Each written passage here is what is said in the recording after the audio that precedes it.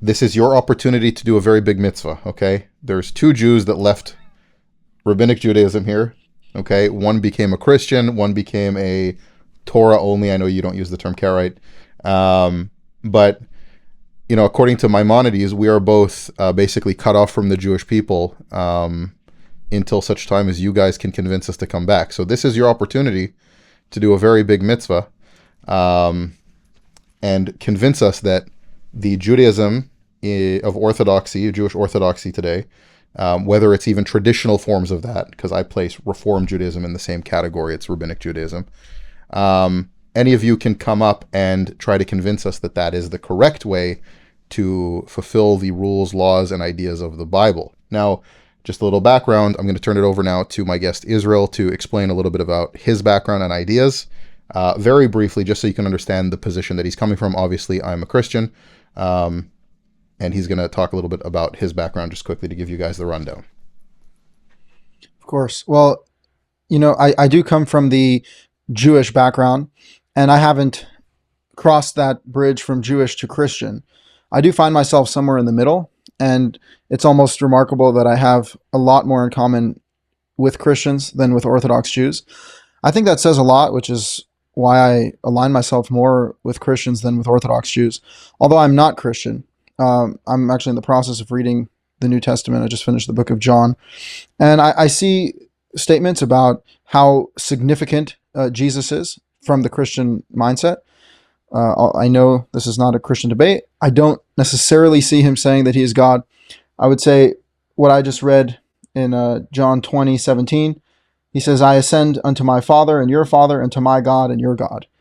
So I guess I would say I worship the Father of Jesus and the God of Jesus, and I follow the Torah of Moses. The Torah of Moses is what every prophet of the Old Testament, including Jesus of the New Testament, says to follow the commandments. The law has not been abolished. It needs to be fulfilled, and there are clear ways that we need to follow those laws. The Torah also says, do not add or subtract to these commandments. I was fully ultra-Orthodox, as you were, Ash. You were part of the Chabad movement. I was part of the Yeshiva movement, although I also have a lot of background in the Hasidic movement as well. I have family members from Reform Conservative too, so I've pretty much seen the entire span of Judaism. And I've come to the conclusion that Judaism is not representative of the Torah. In fact, when you were to follow the religion of Judaism, it looks entirely different than the religion of the Torah. I find the religion of the Torah to be beautiful. I find it to be universalist, fundamentally. I was just reading this verse in Leviticus 19:34 that says that the native and the sojourner need to be treated as one. And you should love your stranger as you love your native, because we're all human beings under God, and there's one Torah for all. I think the entire world has what to benefit from that. I think Christianity actually did a better job of spreading the Bible and spreading the Word of God than the Jews did. And even Manis Friedman agrees with you on that. Oh, so I was mechaven. So if you mechaven to a Rebbe, but yeah, that's the reality. Is that we need to discuss the Bible. We have seen what secularism has done to this world, and it doesn't look good. And the reason why the Bible hasn't necessarily always been successful is because people have deviated from it. But if we follow truly what's written and not the word of man, I think we can reap all the blessings that God promises. Awesome. So obviously we have agreement points and disagreement points, but I think the key idea here is that Rabbinic Judaism did not faithfully continue the beliefs of the Hebrew Bible. I mean, I always like to point out Paul, Jewish, James, Jewish, Peter, Jewish. Even rabbinic tradition says that Peter was always an authentic believing Jew and infiltrated the church. Although Rashi says that if you say that, you have to bring a sin offering, which is odd. That's basically the rundown here. And this is an opportunity for believing Orthodox Jews or people that believe in that tradition, that it is the correct tradition, to come and correct us or have a discussion on those topics. I saw something here I want to address quickly. Let's put you in timeout for 24 hours. And somebody said something else here.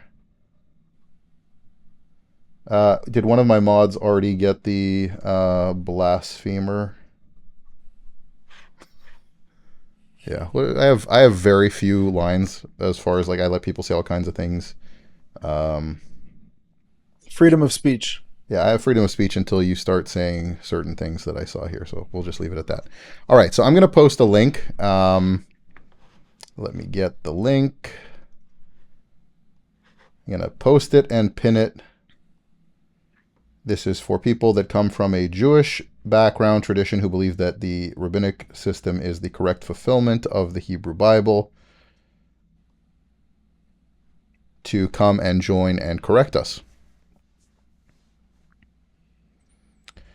In the meantime, let's play some beautiful music from my church. After the stone was sealed by the Jews. You hear that? Yeah. Is that live? That's where all the anti-Semites come. That was I recorded in church actually today. Wow. That's nice. After the stone was sealed by the Jews, and while the soldiers were watching your spotless body. We got somebody already. Look at that. This is faster than usual. It must be for you. All right, Yitzchak, can you hear us? And can everyone hear Yitzchak? Here, can you hear me? I can hear you. Yes. Okay, great. Awesome. All right. How's it going? Doing pretty It's good. good. How are you? Welcome. Thank you. Thanks for, glad I was able to join you guys. It's like 4 o'clock here in Israel. So, In the Holy Land. 4 a.m. Nice. Well, welcome. Thank you Yeah. for joining us. yeah, for sure. All right. So what's your yeah. background? So my background is Jewish. Actually grew up in Christianity. So back to Judaism, back to Orthodoxy.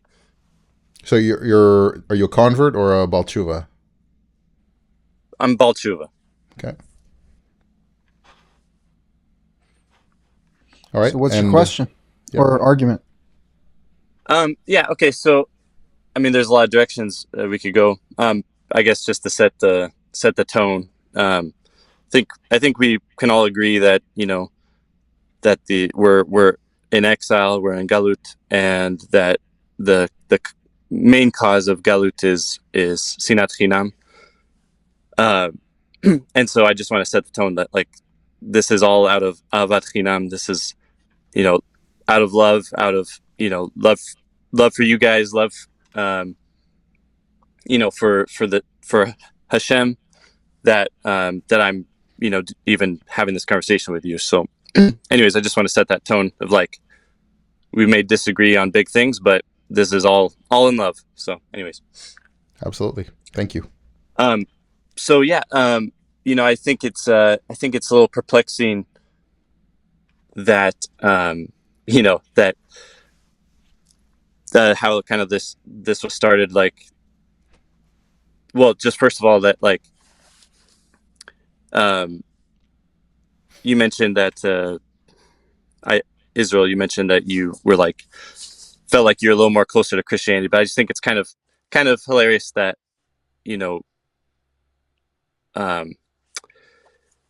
Christianity really rejects the Torah, rejects the law, and also worships the Trinity, which is not historically what Jews worshipped. And you mentioned Israel about how you don't see in the New Testament that that I call him Yeshua because that's his original Hebrew name. I don't like to call him by a goy name, like a more goyish name of Jesus, but Yeshua, how he taught the Torah, and Sorry, I was muted there. I do want to interrupt at that point and just I have to correct this because I always do. The first earliest record we have of Jesus is in Greek, and his name is Jesus. It's also there's no problem, like if we're talking and somebody says Moses, you're not going to correct them. So I don't know why you would correct to say Jesus instead of Yeshua. No, I just Just said the personally. English name. I like to Okay. personally. I like to use his Do you ever Hebrew say name. Do you ever say Moses to people? Al Pi Rambam. You know, Rambam calls him Yeshua, so I call him Yeshua. But that's a Geschmack. personal. Okay. That's a personal preference. But just because I No like to problem. acknowledge his Judaism, because a lot of Christianity covers over his Judaism, and I don't know of a branch of turns in, Christianity that covers over his Judaism. what was that? I don't know of a branch of Judaism that covers over his Judaism. Well, getting back to I know this is not really the topic, so I don't want to get off on the weeds, but you know, Christianity says that basically nullifies the Torah, observance of the Torah for Jews, and worships a different God, arguably the Trinity. It's not the Jewish God, and it's not the God that Yeshua himself says. He says we know what we worship, for salvation is of the Jews in John 4:22. So I know the New Testament, but I'm just saying that I agree with what Israel was saying, that from what I understood, that he saw Yeshua as worshiping the Father, worshiping God, and he was a Jew. He was a practicing Jew. He was a rabbi, and that's kind of what I want to get into. The authority of the rabbis is established in the New Testament by Yeshua himself. In Matthew 23, he says, the scribes and Pharisees sit on Moses' seat. Therefore, whatever they tell you to observe, that observe and do. Okay, so again, Jesus usually says that. Again, in the He Greek, says, whatever they tell you to observe, that observe and do. In the Greek, it says they've sat themselves down in the seat of Moses. But also, therefore, whatever they tell you to observe. The Pharisees and the scribes at the time are some of the most knowledgeable people as far as being able to recite Scripture. It makes sense for Jesus, who wants the Jewish people to fulfill the acting covenant of the time, to listen to the most educated scholars at the time on the Scripture to be able to recite it to them. He goes on to say in Matthew 23, which you're leaving out the rest of the chapter, that he refers to those who follow the rabbis as proselytes, meaning it's a different religion. Their burdens that they bind on you, their burdens that they bind on you, you should not follow. He also calls them snakes and vipers and whitewashed tombs, and he does not at all affirm any authority that they have going to Moses. He says they sit currently as the teachers of the law of Moses, and Jesus absolutely affirmed to people to keep the law of Moses at the time. Therefore, whatever they tell you to observe, that correct. Observe as far as the law of Moses, that's why Moses is mentioned. Okay, well, I agree. As far as regards the law of Moses, and he believes that Jews should keep the law of Moses, and he teaches. At the time, Jesus absolutely affirmed the law of Moses. Can I just ask? Well, then why does Christianity nullify the observance of the Torah for Jews? Again, we're getting into a different topic of conversation. Yeah, that's a different conversation. You're speaking from a Jewish point of view. But also, it doesn't nullify. It doesn't nullify the Torah. There's acting covenants of the time. We see Abraham given one covenant and a different covenant given to the people at Sinai. We're talking about. Well, yeah. Okay. I want to just express here that for me, respect doesn't mean nice words. Respect means acting non-disingenuously and not cutting someone off when they're responding to what you said. Yeah, you cut me off first, so right. I interjected because you were going on a rant about several different topics without room for anyone to address anything. Okay. Now, again, I absolutely, and so does all of Christianity, affirms that Jesus affirmed the law of Moses at the time, and that he also affirmed the authority of the apostles as the authority through the apostles to carry on the tradition, and he also enacted a new covenant after that fact. So obviously, deep into Christian theology there. Not after that fact. Like, that doesn't nullify the Torah. Because after that fact, the claim of Christianity is that Jesus is God. So Jesus enacted as God a new covenant after that time with the authority with the authority given to the apostles. The Jesus didn't say he's God thing has been debunked 100 times by scholars better than yours. That's not true. It hasn't been debunked. Again, but it's also not the topic of conversation. So back to the topic of conversation. Can I just point some? Why is Judaism as we know today? Yeah, go ahead. It's not the topic, but it's how this was started. Israel brought up excuse me. No, Yitzchak, first of all, I like that name. It's my second name. But also, you have to understand something very, very simple. We're having a conversation from a Jewish perspective. I'm not a Christian for a number of the reasons that you brought up. But you can't bring a Christian text to justify the Pharisees' authority, okay? We're having a conversation about from the Torah itself. what justifies authorities on the Torah? The authorities on the Torah are people that are speaking in line with the law of Moses and not adding or subtracting to those commandments. The rabbis and their authority is actually a fake authority that they claim is brought on from the high court in the temple, even though there is no actual link to that authority. And at the same time, they don't have authority to just be corrupt and say whatever the hell they want. The reality is that rabbinic literature does not read like a list of court documents. It reads like a bunch of debates, arbitrary opinions between rabbis. And guess what? Arbitrary opinions between rabbis is not the word of God, despite what they say that these and those are the words of the living God and every rabbi's opinion is the word of the living God. It's not. It's an opinion of a man, and we have every right as independent Torah followers in exile, as you acknowledged, to question those men who wrote down their opinions 2,000 years ago and even disagree with them. Yeah, I don't disagree. I think within Judaism, it's allowed to argue and debate and have different opinions, but you have to prove your work. You have to show that your explanation is better, and it's not. And that they do simple. too. It's not that simple, but let's go back a little bit. You mentioned, what I would like to argue is that you guys claim you're against rabbinic Judaism, but I would argue you guys are rabbinic Jews, both of you. But actually, Israel, in your description, you say you're a rabbi. You say rabbi in teacher in your Rabbi YouTube is a word for description, teacher. Yeah, It it's predates just the enough. rabbis that we know of. it's just an accepted word for someone who teaches the Torah. I place no actual stock in it. I'm not certified by any institution. I'm just a teacher of the Torah. That's it. I'll add Yitzchak. My father doesn't have smicha, but the Rav of our shul calls him rabbi. So I don't know what you're on about. No, I know. I'm just He's a playing learned, little bit, educated man who's called rabbi by the rabbis of our shul. So to this day, in the Balei Tshuva Rabbi, right? It says in the Talmud that Balei Tshuva are called Rabbi. So, anyways, okay. But again, you've already digressed from Orthodox Judaism by acknowledging that we can disagree with the rabbi's conclusions. So you're actually not an Orthodox Jew. No, it turns out. no. Actually, yes, Maimonides would have said to push you in a pit and wait for you to die.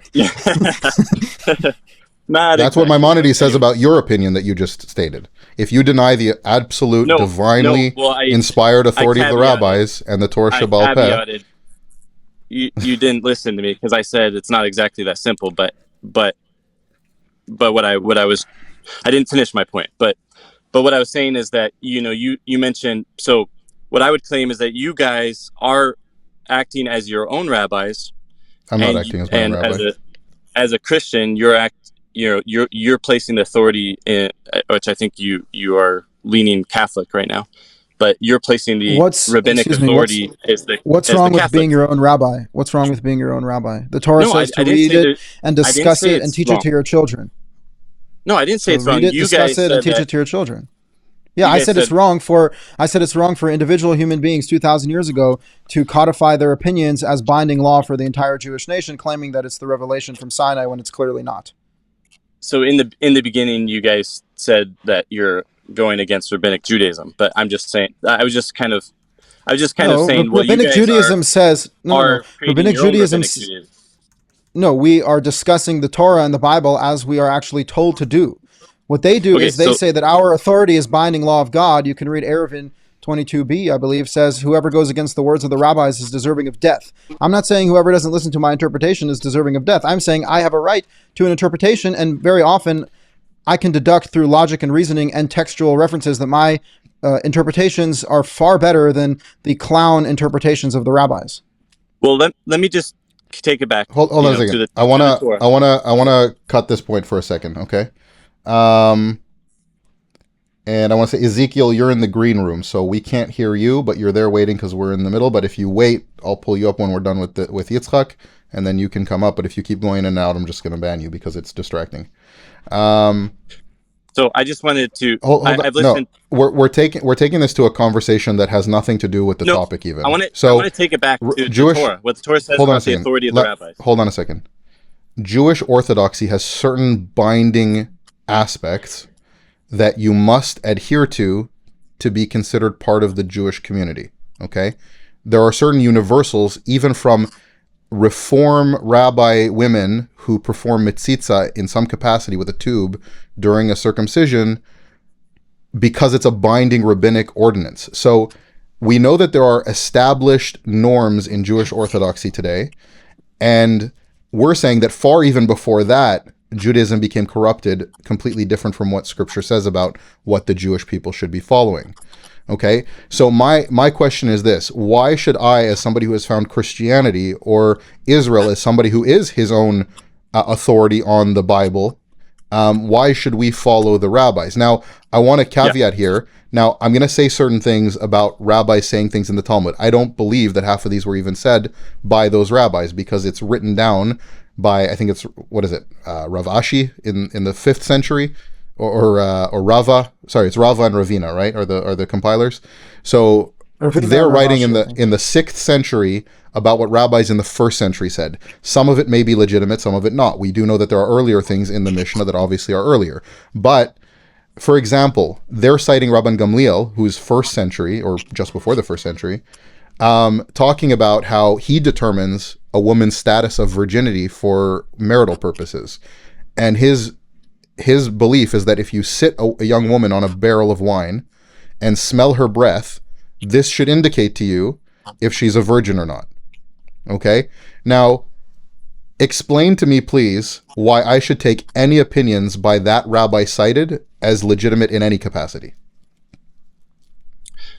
Okay, so I wanted to take it back to the first, basics of what the Torah says. So I listened to a conversation that you did, Israel, with the rabbi and with another rabbi, and you mentioned that that the application of los asur, right? Like, do not stray from the right or the left of what the judges, of what the priest, the Levite, and the judge says to you, right? The Torah of Moses says that we're not allowed to stray to left or right from what the judge tells us to do, right? And that's part of the basis in the place that God chooses. Can we go back to the question that I just asked you? Because it's on the topic of conversation. Yeah, I'm addressing the authority of the rabbis. So you said that it's in the place, but I want to bring it. I didn't say that. The Torah says that. Yeah, you're right.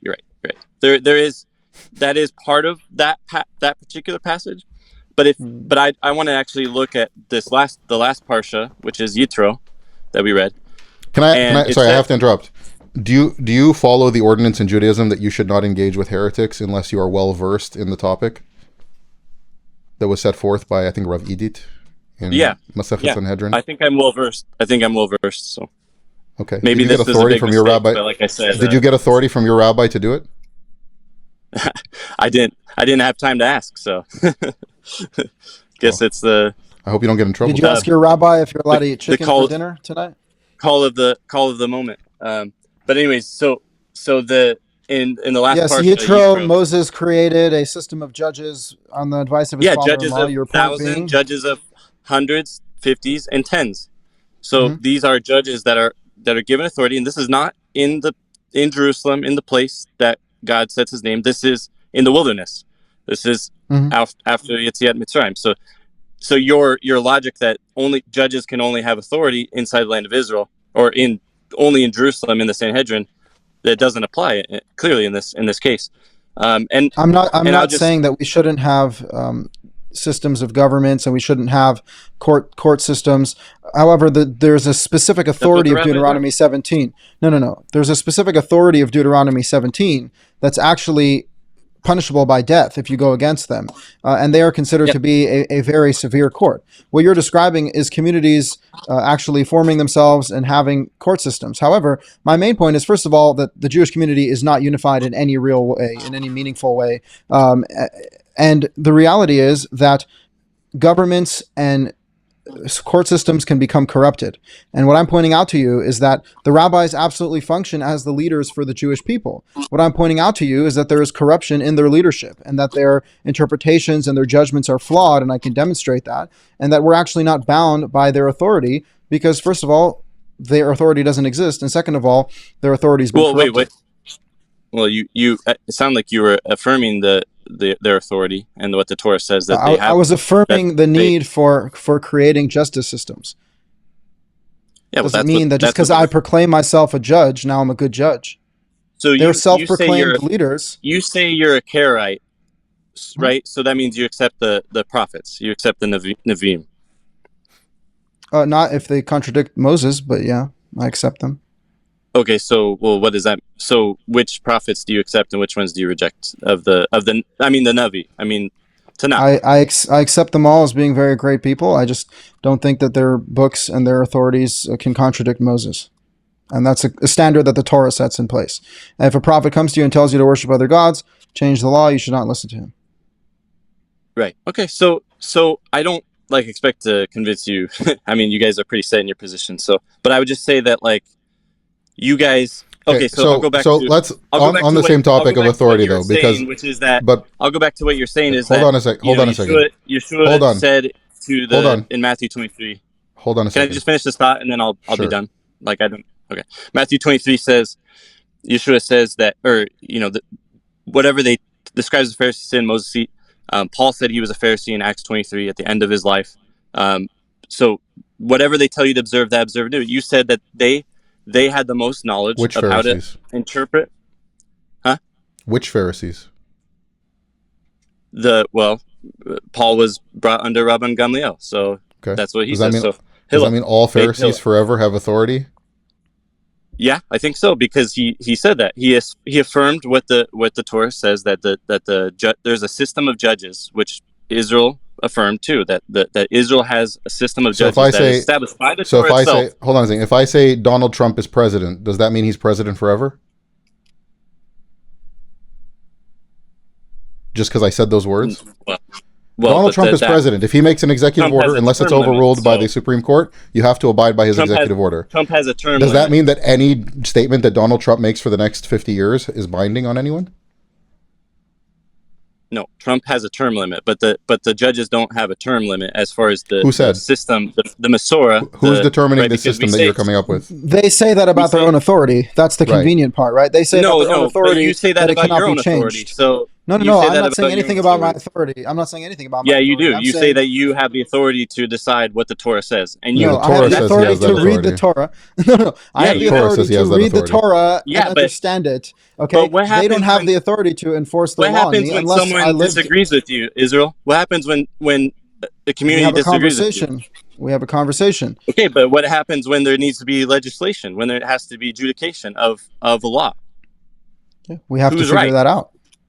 We have to figure that out. That's what the through court systems. That's what the rabbis are. They did a very fucking bad job. That's my point. Neither of us has denied the need for. You have the burden of proof because you said that we need to have unity. So neither of us has denied the need for authority figures to rule on the law. We subscribe to the authority passed down from the Navi. You're talking to yourself at this point. Just because you can point to an authority that exists in the void of authority. Okay, I'm listening. So neither of us has denied the need for authorities at any point. We're denying the system developed by the rabbis for exegesis and how they come to determine Jewish law. Now, I'll ask you, this is going to be the last thing that I want to cover for this conversation here, okay? The statement, Israel's better at this part than I am, but do not stray from the left or to the right to anything that they, not to anything that they tell you, to stray from the left or the right for anything that is written, right? There's that, but then there's also the statement that's used to establish authority. So do not rule to the majority for evil, right? The rabbis take that and say you should rule for the majority for good, which is not inherently explicit. But can I ask you on that? So let's say we took that as truth, that yes, you do rule according to the majority for good. How do you know what good is? How do you know if they're ruling for the good or for the evil? How do you know what good is? Yeah, if they're the rulers who are determining what's good, and you're only allowed to follow them for the good, wouldn't that mean that the majority is always right, even if they did evil, because they're determining what's good? Well, I think you're saying that you alone have the ability to decide what's good or evil. I didn't say that, but you didn't answer my question. But I would say that's... You didn't answer my question. Okay, well, that's what I said. What's good is what... You're playing whataboutism. I'm saying the rabbis say this and this and this. Here's why it doesn't make sense to me. Can you give me an answer to this? And you're going back to a whataboutism with two people that both disagree with you, who both believe in the Bible from two different traditions. Okay. I would say that's the Why? authority that God has given. Okay. That So is if a authority group that of God has given to rabbis, judges. if a group of rabbis get together as the authority, the Beit Din for the area, and rule that you should start, a guy broke Shabbat, and now you should all, as a collective group, start tearing him open and drinking his blood, and the majority has ruled that. Should Yeah, you? but- How do you know that you shouldn't do Yeah, that? but we know within Judaism that you're not allowed to follow such a court How do you know of that? rabbis that yeah, because if they explicitly violate the Torah, the Yes. you know Go on. Torah deoraisa, right? If violate the mitzvot deoraisa, like the clear, How do you know what's violating the clear- mitzvah d'oraisa if those rabbis are the authority on it? because it's written down. We have a Masorah, we have a tradition of what's written down. So if So they what is contradict what's written down, yeah. Well, we have the Shulchan Aruch, we have the No, Mishnah Torah, we have written in the down in 5 the books Torah. of Moses. written the 5 the books oral of Torah Moses. that was written down, Torah Shebe'al Peh that was written down. no, that's not No, what no, it says. no. It says the oral Torah. You're adding. Follow. It says don't listen No, to no. them for evil. You're determining what's good or evil based on what they've told you as a majority, which is self-contradictory. And then you're citing a book that didn't exist till millennia afterwards to justify why it's okay, when the internal document is contradicting you. Remember, the No, internal that's not document says. I One don't second. The understand internal what you- document says, "Follow everything that is written in this Torah." In Deuteronomy 32, it says that Moses. And it 31, it says follow Moses. One second. the judge. One second. It says that Moses completed the Torah in writing and follow everything that is written in this Torah. That is the standard that everyone needs to follow, including all And judges it for says all Lo times. Sasur, do not Yes, to the right or if left they of are the judge. telling you truthful judgments that are in line with God. Yeah, Have you ever heard I of agree. something called a revolution, sir? Have you ever heard of something called a revolution? Okay, what I'm telling you is akin to a revolution. The authorities of Judaism are corrupt. They are lying about the text. They are making judgments that have. One second, let me finish my sentence. They are making judgments that have no foundation in the text whatsoever. They're making assertions about their own authority that are completely detached from reality. And so, what I'm telling you is, as a man who lives in the United States, I have absolutely no reason to follow the rabbi's conclusions, and I will continue to follow the Torah as God instructed me to do so. Yeah, me too. But let me just say this: that You don't, though. You follow God rabbis. God instructed us to follow the authority of the judges that was instituted. Not if the to judges are not corrupt. to follow them to God- evil. Yeah, but God said, okay, "Do not so follow them for evil." Let He me said, "Do not respond. follow Let me them respond if to their your judgment is corrupt." assertion there. Let me respond to your assertion. So you say they're corrupt. Now, what I was And after this, I'm going to close say out and go to before the next guest. was that Maiz. You said that the scribes and Pharisees sat in Moses' seat, and you should have told them to observe whatever they tell you to observe and do, because they knew better how to interpret. I mean, how to did you see the other things that Jesus let said me- about the Pharisees? Jesus Can was I finish cursing those people can I out finish all my day. point? Yeah, he was accusing them of hypocrisy. Okay, he was calling out their hypocrisy. Not only. So because their he said fake he literally laws? says because they say but they don't do. But whatever they say, you They must observe bind and do. That's what he burdens says. that they do not Whatever they themselves tell you keep. to observe, that observe and do. Why That's did what he says. refer to He their says they laws? say, Why but did he they don't refer do to their because they're traditions hypocrites. as But let me binding just- burdens? Let me just say this. Why You did he? guys have the burden No, of proof you don't. because No, you're just No, let me just filibustering. finish. You're just Let me just filibustering. You're No, just I'm not. filibustering and not willing No, to I'm be not. corrected when you're lying, though. I'm not lying. You are lying about what the text says. How am I He, lying? Also- he explicitly I quoted the disregards passage, dude. their authority as binding. He says, listen to them when they're talking about the law of Moses. That's it. He says, whatever they tell you to observe, that observe. On the law of Moses. And then he goes on to call them hypocrites who bind burdens As on Pharisees. you that they themselves don't keep.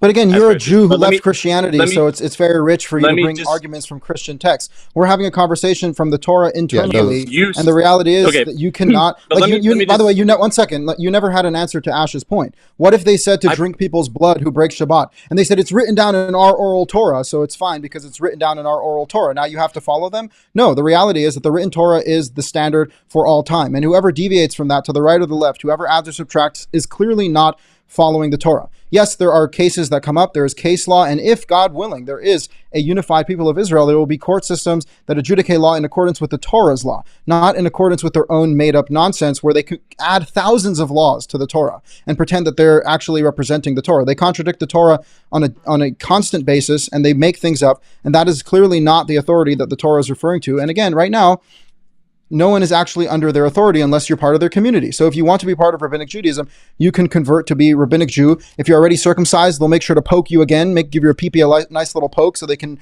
draw blood with rabbinic intention, even though you're fully circumcised. If that's what you want to do, no one's stopping you. But for you to claim that that's an absolute authority that you need to follow based off of the law of God is just not true. And you already admitted that. You said, as Jewish people, we are allowed to have debates about the law and come to different conclusions.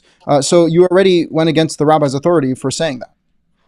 Well, I let you finish, but I wasn't able to finish. I was trying to finish my thought, but I wasn't able to finish. So could you please let me finish, and then I think we are gonna move on to the next guest, though. Well, can I just finish one thought, and then no, you've said the same thought multiple times without responding to any of my thoughts. No, so that's not really you guys didn't let me finish the thought, and I appreciate the respectful dialogue. Matthew 23. Ezekiel, can you hear us? Yes, can you hear me? I can hear you. Okay. Well, very nice to meet you. Yeah, nice to meet you. Nice to meet you. I just want to quickly say thank you to Jack Ray for sending a number of memberships. Yep, Ezekiel, we can hear you. What's your background? Okay. I don't know how exactly to define myself. I would say that I lean more Orthodox, if I had to choose among major movements. But I'm not exactly Orthodox. Okay. But you come from a Rabbinic Jewish tradition. Yeah. Okay. Okay, what's your argument? So, I think that from the conversation that I just witnessed, and I'm sorry for how it turned out. It didn't sound very good. It was a mess. But it's better to address one of you at the time, because it's totally different. Just based on what you said, I just want to add to that point. I have the utmost respect for my fellow Jews who stayed in Judaism and practiced Judaism. As people, I don't think there's anything inherently wrong. I think people naturally stay in the traditions they're brought up in. Most people don't want to hear any contradictory arguments, and there's nothing inherently evil about a Jew being Jewish and practicing Jewish beliefs. I will say that people who go from Christianity to Judaism and to being Noahides, in my experience, are some of the most psychotic, unhinged people I've ever met in my life. But I'm not sure why that is, but... Hot take. Mm-hmm. Okay. All right, go ahead. Well, I really like both of your channels, even though I disagree, but I listen to you quite a lot. And it's very interesting because I like theological topics and all these kind of debates. Yeah. I don't know who of you do you want me to begin with? Whoever you want. Whoever you like. Okay. With Israel, I don't think I like the intention of your position, but I don't think it could be scaled at a big scale, because everybody will eventually reach different conclusions. So you can have a community working like that directly from the written Torah only. Israel, you see, he's trying to divide us. He's trying to make the case for Catholicism. I see that. So yeah, here's the response very quickly. What the Torah says explicitly is what we're all bound by unquestionably. When it comes to matters of doubt, which by the way are not as much as you think there are, because the rabbis thrive off of creating doubt out of nothing, kind of like how liberals say, what is a man, what is a woman, as if we don't already know. So that's kind of the rabbi's tactic to break down truth and make you question what's in front of you. In fact, one of the rabbis claimed that if the rabbis tell you your left is your right and your right is your left, you should listen to them. So let's say we assume that we understand language and we can read clearly, we can understand words, and we're all working with the intention of following God. What is written in the Torah explicitly has to be implemented immediately. When it comes to matters of doubt and dispute, those doubts and disputes have to be had, and we have to have those discussions. However, when it comes to the explicit penalties in the Torah, we'd only be able to implement those penalties in a case of certainty. So, for example, let's say we have a debate whether you're allowed to write on Shabbat, right? Or you're allowed to write on Shabbat.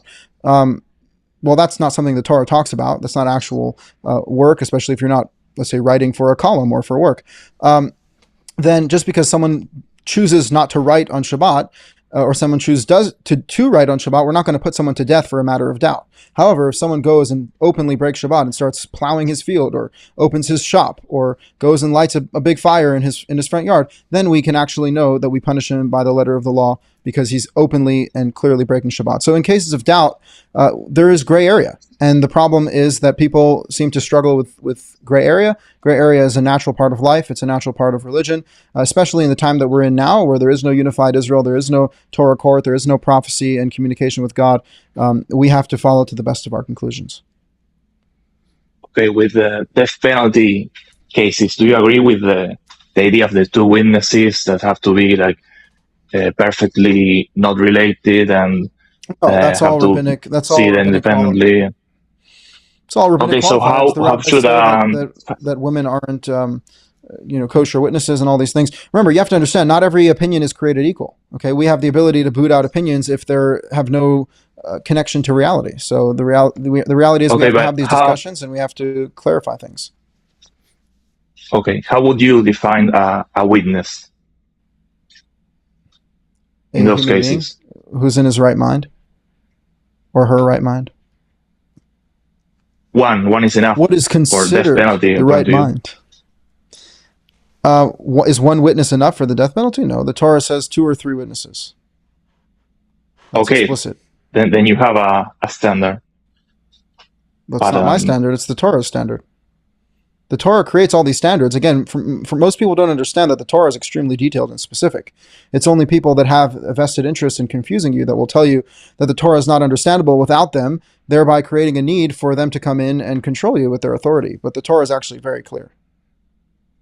The Torah also, in the Pshat, lets you do it yourself. Sometimes when you see an injustice, people act and do it, and it's considered righteous in some instances.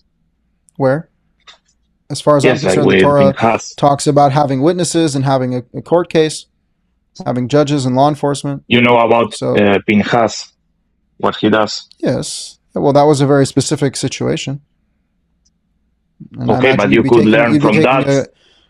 You'd be taking a gamble with rabbis, or you can be taking a gamble with God. It's a big thing to do. But that was a specific scenario when the Israelites were in the desert and there was something going on, and God valued that action of zealotry. And guess what was going on at the time? Their leadership was corrupt and not following the Torah. Could you believe it? That's a possibility, it turns out. Yeah. And what would you do with a rebellious son, if you had? I think the Torah is very clear that a rebellious son who's properly warned and is actually rebellious enough gets put to death. The rabbis say that that's impossible to fulfill, but the Torah makes it very clear that that is a thing. The rabbis go so far as to say, unless the parents are the same height and have the same voice, or some like absurd qualifications, then you can't do it. Of course, those are not internal in the text at all. So yes, the Torah is a very serious book, and it's not for the faint of heart. So yes, you would do it if you notice your son is being rebellious. Yeah. There's a warning that has to go on, but there's disciplinary measures that you take. But if the child is completely rebellious, listen, remember, all these things act as deterrents as well. It says the people should hear and fear and not sin again. Evil should be erased. When you challenge evil in a truthful and harsh manner, you actually erase the evil, and it serves as a deterrent. People wouldn't go and misbehave if they understood the consequences for that behavior. And do you think that from the start the Torah was intended to be read individually and not addressed to the general community? I mean, the Torah itself says, read these words, teach them to your children, speak of them when you sit in your house, when you walk on the way, when you arise, when you go to sleep. The Torah says it's in your mouth and in your heart. All of these things are close to you. They're accessible, and there are obligations on each and every individual to have these understandings. And when do you think that the people went away from the correct way to see it? Because All before the time, right the away. rabbis, yeah, Before the rabbis, they were worshiping Baal and Molech, and now they're just worshiping Rabbi Akiva. It's, what's new? Nothing new under the sun, as King Solomon said. But the Israelites have been in constant denial of God and rebellion against God. There have only been very few times where Israel was following God, and those were actually some of the most blessed times for Israel. As it turns out, people are still worshiping Molech and Baal, by the way. So. Of course. It comes in many forms. The point is, anyone who's not God is, by definition, going to lead you away from God. And in this case, when you give blind faith and unquestionable adherence to a man-made system that is entirely dependent on its own, it's a self-proclaimed authority. You're robbing yourself of the ability to come close to God as an individual. How do you define, for example, what is matzah, what is chametz? Matzah is unleavened bread, and chametz is leavened bread. But which grains do you consider? I like the chametz thing being brought up, because I'd have to ask, given the Torah's response to those who eat leavened on Passover, would you say that most of the Jewish world today, who comes from any kind of Baal Teshuvah background, or was ever not religious or didn't keep the laws, that they are permanently cut off from the Jewish people? Why do you accept them if they ate leavened on Passover? Are you asking Israel or me? Or? No, I'm asking you, Ezekiel. If the Torah says that somebody who eats leavened on Passover is cut off from the Jewish people, why are you accepting people that are Jews who ate leavened on Passover as part of the Jewish community today? But how is that determined nowadays? Would you need witnesses? We don't know. Your buddy's not religious, ate some chametz in front of you on Pesach? In front of you and another witness. The shul, In practice, that is not... it's not acted upon. Why is it not acted upon? It's the Torah. It's a deoraita. I don't think we have a sufficient authority now. We could have a din gadol again and enforce more of what we are supposed to be enforcing. But see, Israel and I will have two different approaches to this. Israel will tell you, yeah, they should be cut off from the Jewish people. And I would tell you, obviously, the law is a burden that cannot be fulfilled and was relevant for its time with a standing temple and no longer relevant in that capacity. Has changed into something else by God himself. But whichever way you want to go with, whether you go with Israel's way or my way, you shouldn't have Jews who ate leavened on Passover as part of your community, according to the Torah. According to the Torah, that's why I'm asking Israel. How do you determine who is out, who is not? Just to throw your little olive branch here, I think the rabbis do have a logical understanding, which is that people who were brought up without knowledge of the Torah, so it's as if like they had never had the awareness of the laws. So they're given somewhat of a clean slate to enter the community. But the reality is that the Orthodox community is not being governed by the laws of the Torah, mostly because they can't. You can't actually fulfill the laws of the Torah in any secular democracy, which actually go against the laws of the Torah. So that's why I'm saying the authority is non-existent. The rabbinic courts are not actually carrying out Torah law. They're just a bunch of rabbis who are self-obsessing over the little tiny details that are made up and have nothing to do with what's written in the Torah. The reality is that if we wanted to have a system governed by the Torah, that would require an entirely free piece of land that was governed only by the laws of the Torah. That's never been done. So we actually have to start from scratch when it comes to that. But as far as you asked about the chametz, like the whole idea the rabbis list 5 grains as the only grains that can be leavened is obviously not true. There's more than 5 grains that can be leavened. But the Torah is very clear that it's referring to bread. So any dough that's been leavened is going to be a problem on Passover. What's interesting is though that the Jews will eat leavened potato cakes, which they take potato flour or let's say rice flour, and then they leaven it with baking soda, baking powder, and then they eat a big cake and a big loaf of bread because it's not one of the 5 grains. I find that to be quite hypocritical because at the end of the day, the Torah is saying do not have leavened bread. And that's really the standard that the Torah puts in place. But also, okay, so you are more stringent. Also, make sure you wash all of your vegetables before Passover, and don't buy any new ones on Passover because there could have been contact with chametz on the skin of the vegetable. Don't forget that part. Also, your metal spoon is somehow leavened bread. Well, from what I hear from what you said, you are more stringent than the rabbis. Well, in a way, on what is and what isn't. But when it comes to beverages, I would say it's fine because I think both of us are more stringent than the rabbis. It's just a matter of how you apply covenant. So again, Israel and I will disagree on what is the binding covenant on us. But for the things that are being expressed, Israel is far more truthful to the Torah than the rabbis. And from a Christian perspective, on the moral law, we're a lot more strict than the rabbis on the moral law. There's no loophole to get out of a moral law. Yeah, exactly. Right? That's the whole point, which is that the rabbis add and subtract. People think they only add, which they add thousands of things, but they also subtract, like the rebellious son, like an eye for an eye, like many other points where they say that as long as you're not going against one of the 39 malachas, you can do whatever you want on Shabbat. Whereas like the Torah's definition of work is simultaneously more broad than the rabbinic definition, but also way removed from what these people are doing. So look, that's the bottom line. We have to be able to have these dialogues. The Torah opens the door for us to have dialogue, and the rabbis close the door for that dialogue when they say that you have to listen to our conclusions. And that's really the problem here, which is that we are an exiled people who is existing in a state where we're removed from the land, we're removed from a place where God rests his name, we're removed from all of these things that are conditional for having a functional Torah government. So you're an individual somewhere in the world, and if you find value in the Torah and you want to follow those commandments, you have to do them to the best of your ability and just read what it says and follow it literally. And yeah, we can have disagreements, but that's not the end of the world. What we agree upon is what really matters. Who is God? What does he want from us? What are the 10 commandments? Are you going to be a moral person? So, if my matzah is a bit thicker than yours, I don't think that's really our problem here. But for example, on the 10 commandments, you have to know who is committing adultery. So you have to define that very clearly. Marriage in some way.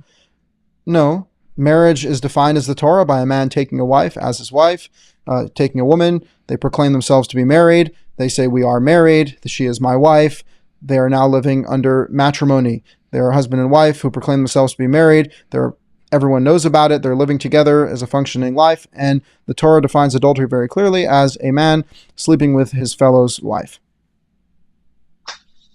Just to clarify for somebody in the chat, Israel is a Torah only, akin to Karaite Jew, and I am a Christian who is also Jewish. I don't know. I think it's like it's reasonable to think historically how it developed, that what we have now, what is actually enforced, it has to do with conversions, marriage and divorce, and not much more. If you go to a Beit Din nowadays, yeah, and, again, it's not. I don't see why all of the processes that they put you through are not Torah-based processes. They are manufactured rituals and laws that the rabbis have created. Okay, but in your opinion, everybody can be part of Israel if you just follow the Torah, but someone else could. That's not my opinion. That's what the Torah says. I read someone else could Leviticus be 1934.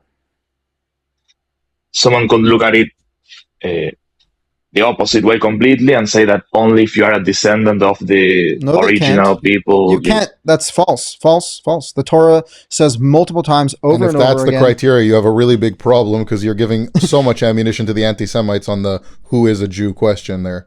That's I don't agree with any of those extremes, but that's my point.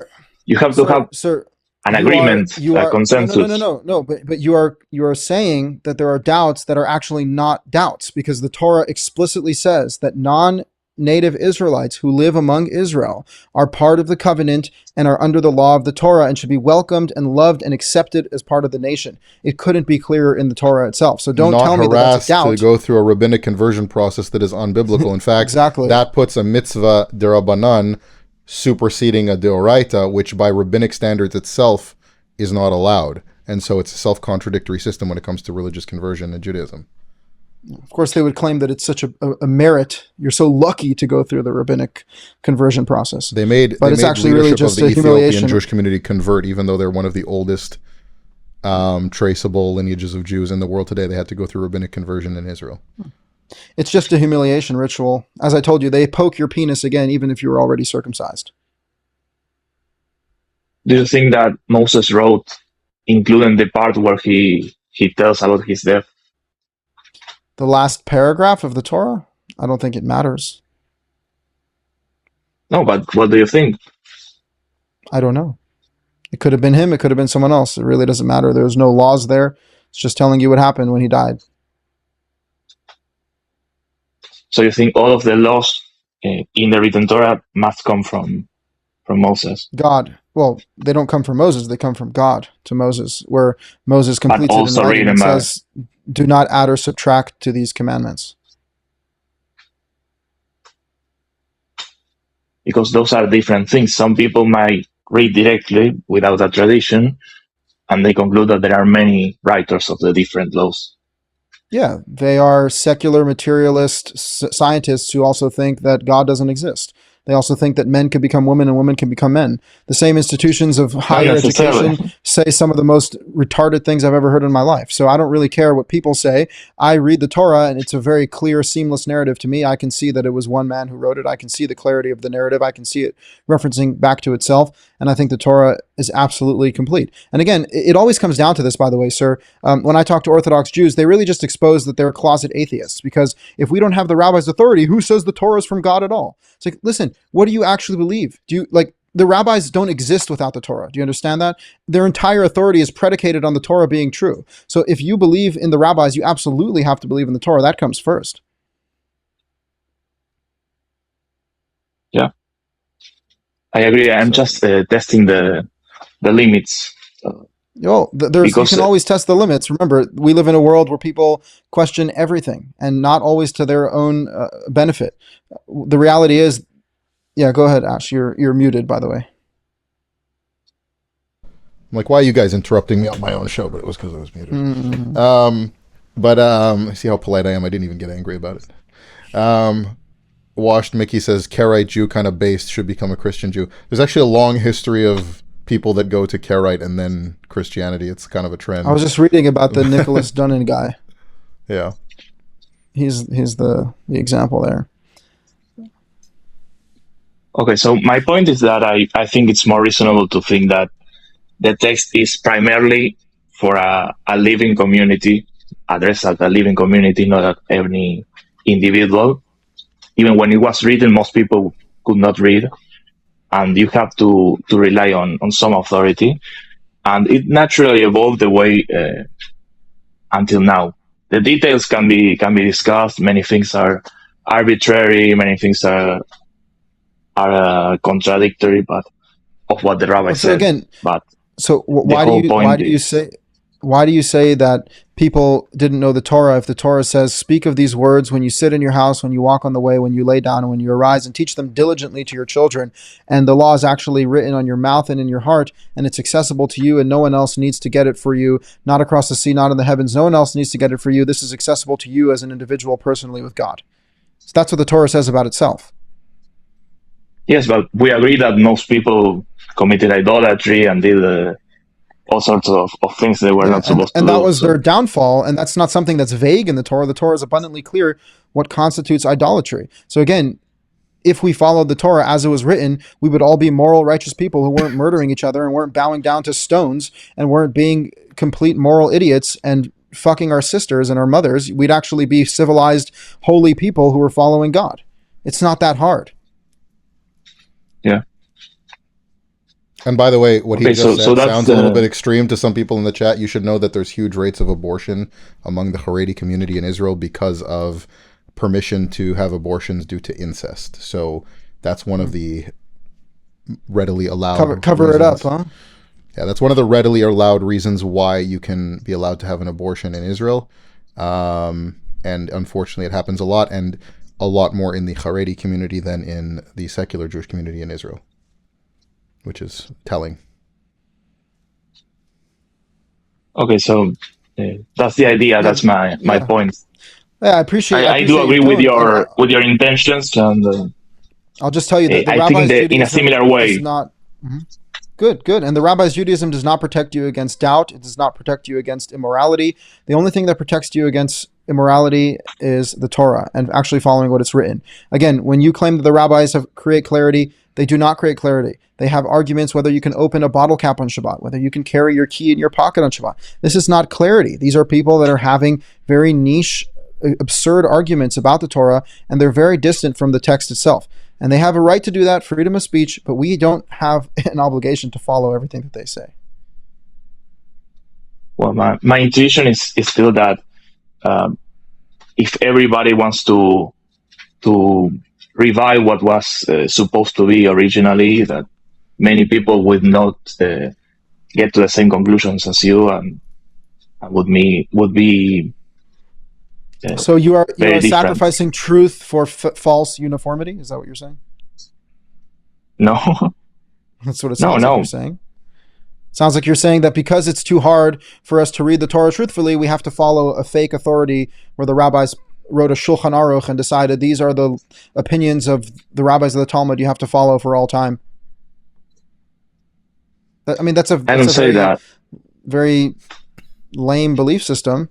We have to confront I don't say that it's the struggles and difficult. challenges in life.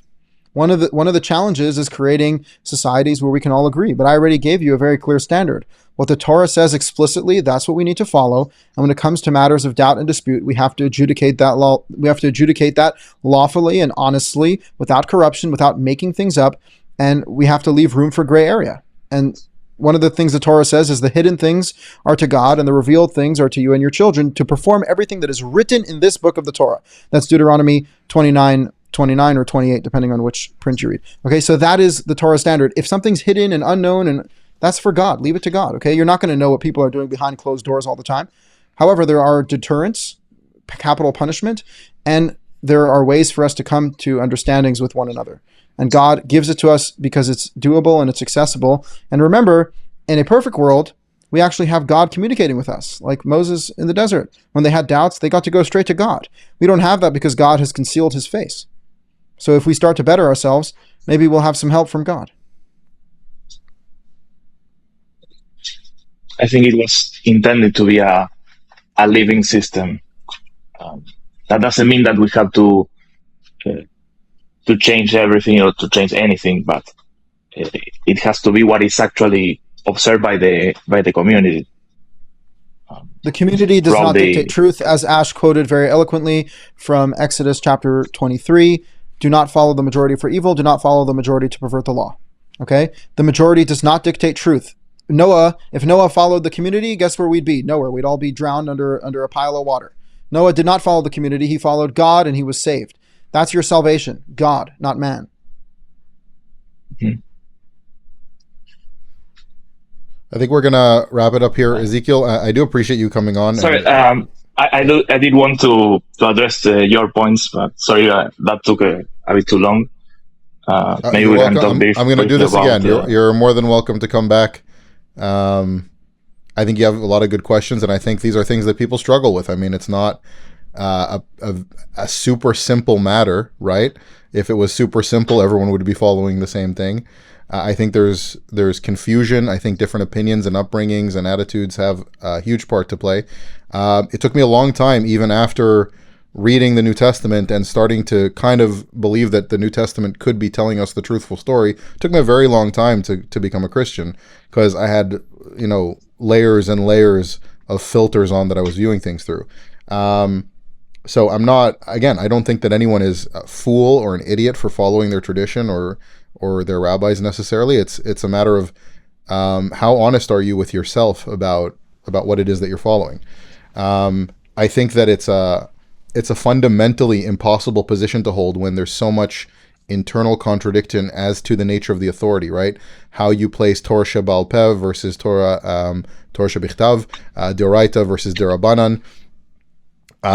Somebody keeps saying you should debate Yehuda Yisrael. Yehuda Yisrael came on and threw a tantrum on my show, and then same here. Also, I don't even think he shows his face. That guy. He doesn't show his face. He's a bit of a stalker. He gets obsessive over people. He doesn't leave them alone for years at a time. Probably some deep mental health issues at play, which is why I'm not going to indulge him anymore. And Asher Meza, we've also both had conversations with, and in my conversation with Asher Meza, he admitted that he admitted that his belief is that God does not actually know the future. So I don't know if it's worth having the conversation again. But Ezekiel, essentially, I think that when you have a system that says, no, we absolutely affirm the written Torah, but then the written Torah says that you should treat converts a certain way, and then the rabbinic tradition tells you to treat them other than that, and have different systems that would abuse them if they didn't follow you in your beliefs, that's a self-contradictory position. Somebody's confused now. Asher Meza or Ash Maiz? Asher Meza. And Maiz isn't my real last name. That's, I guess, I didn't know about Asher Meza when I made the channel.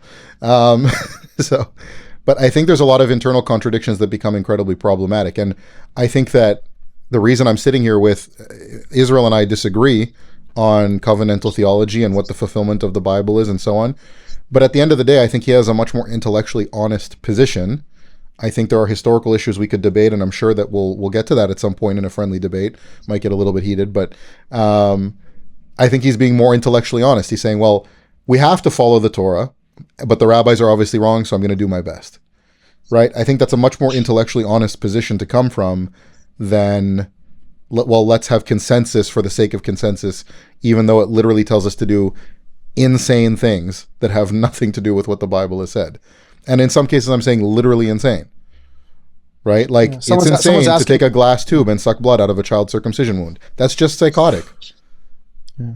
Someone's asking, by the way, what is the Torah? The Torah is the 5 books of Moses. It's the first 5 books of the Bible. Take whatever Bible you have. Some people say Torah to refer to all of the Hebrew scripture, but it means the 5 books of Moses. Well, they say Tanakh. Tanakh is Torah, Nevi'im, Ketuvim, which is Torah, prophets, and writings. But the Torah itself is just the 5 books of Moses. Yeah, the people that most likely make that distortion and say Torah and refer to all the prophets and writings as well are usually Orthodox rabbis, funny enough. Of course. Well, actually, they refer to the halacha in every rabbinic book as Torah. So no matter what any rabbi has said at any point in history, it's all Torah. And so when they tell you they're sitting in yeshiva all day learning Torah, no, they're actually learning Talmud.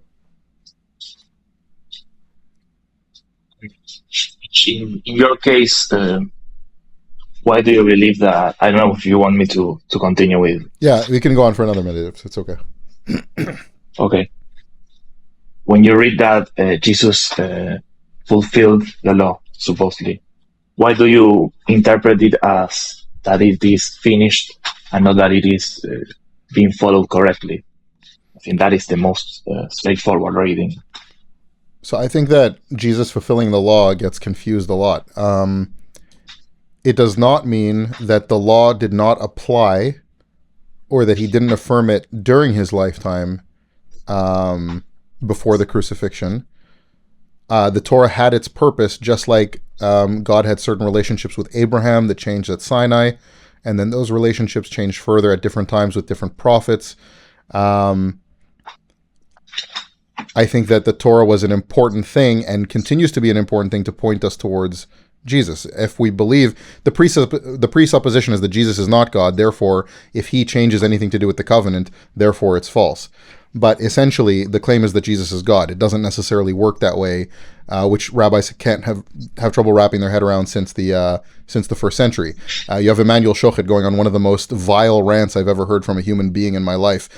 And unfortunately, his accent makes it sound very, very Hitlery.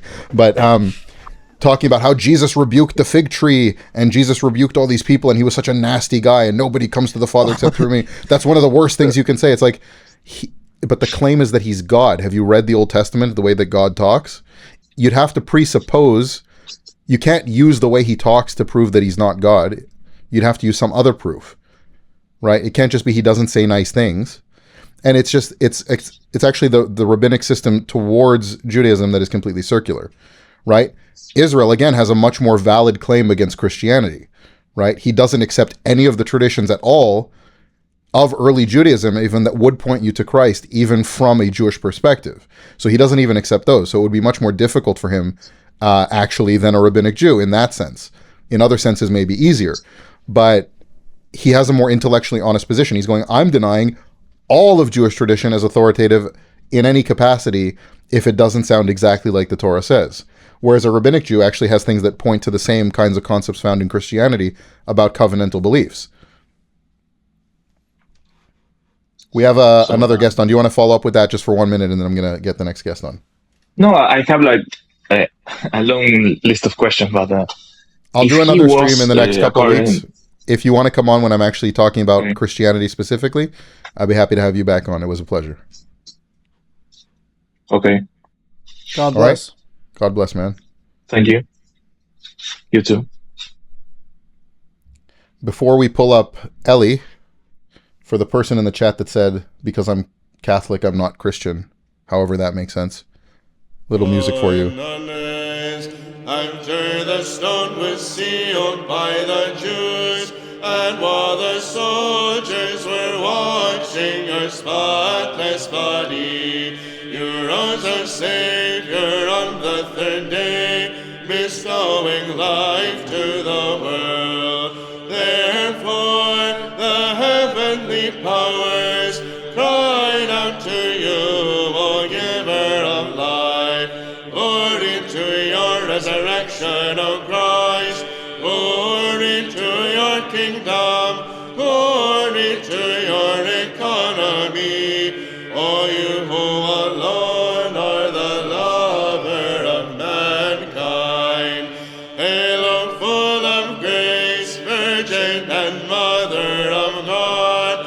From you has arisen the Son of Justice, Christ our God, enlightening those who...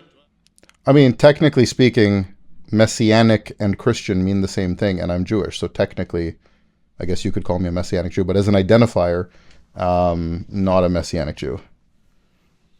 I got to tell you, I know your sworn enemy, Rabbi Tovia Singer. I saw him. I don't think he's my sworn enemy.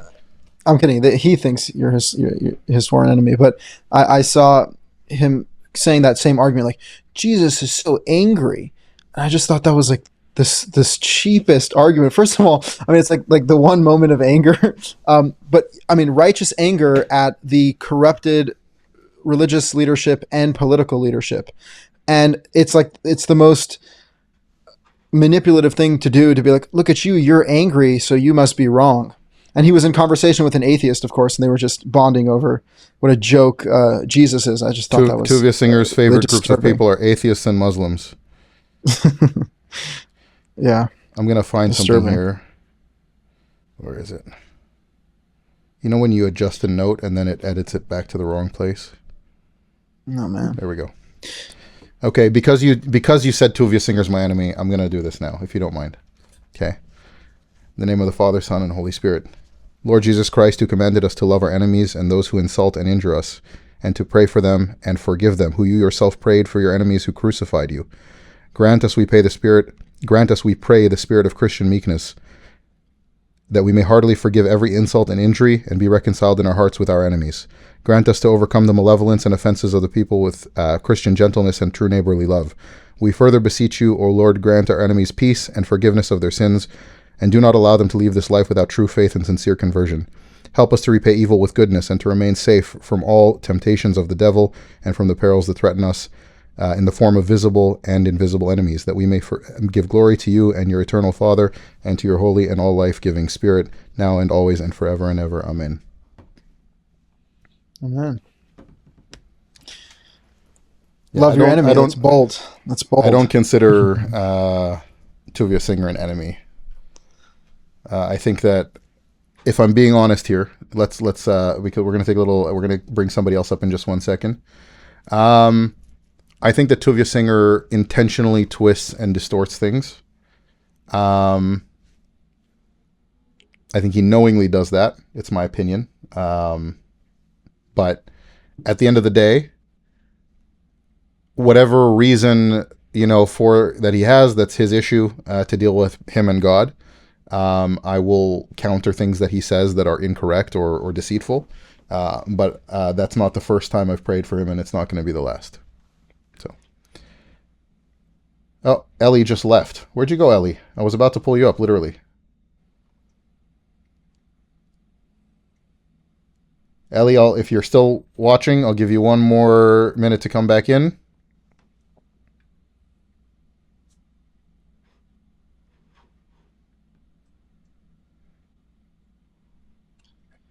Nope. Okay, so we're going to go to, it says Frank, but it's 2 A's and a KH at the end. Okay. Frank, you're in the stream. Can you hear us? Yes, I can hear you. How's it going? Hey, Frank.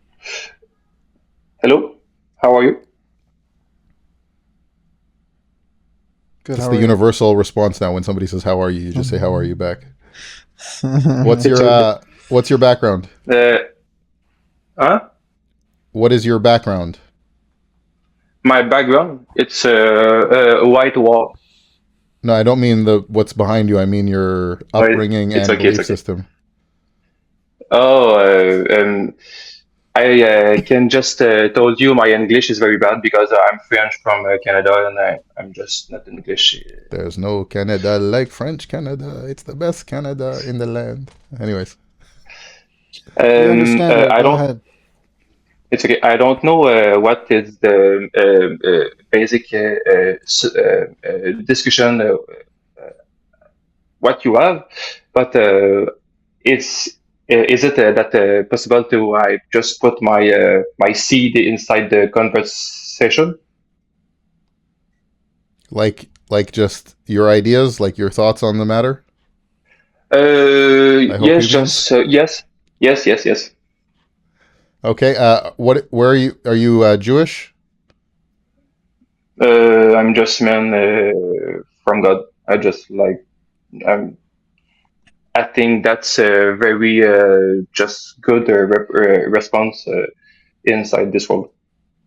Okay, so the topic of conversation is for people who have a traditional Jewish background, Rabbinic Judaism, whether observant or not observant, but who believe in that system, to come and convince me or Israel in any capacity that Rabbinic Judaism is valid.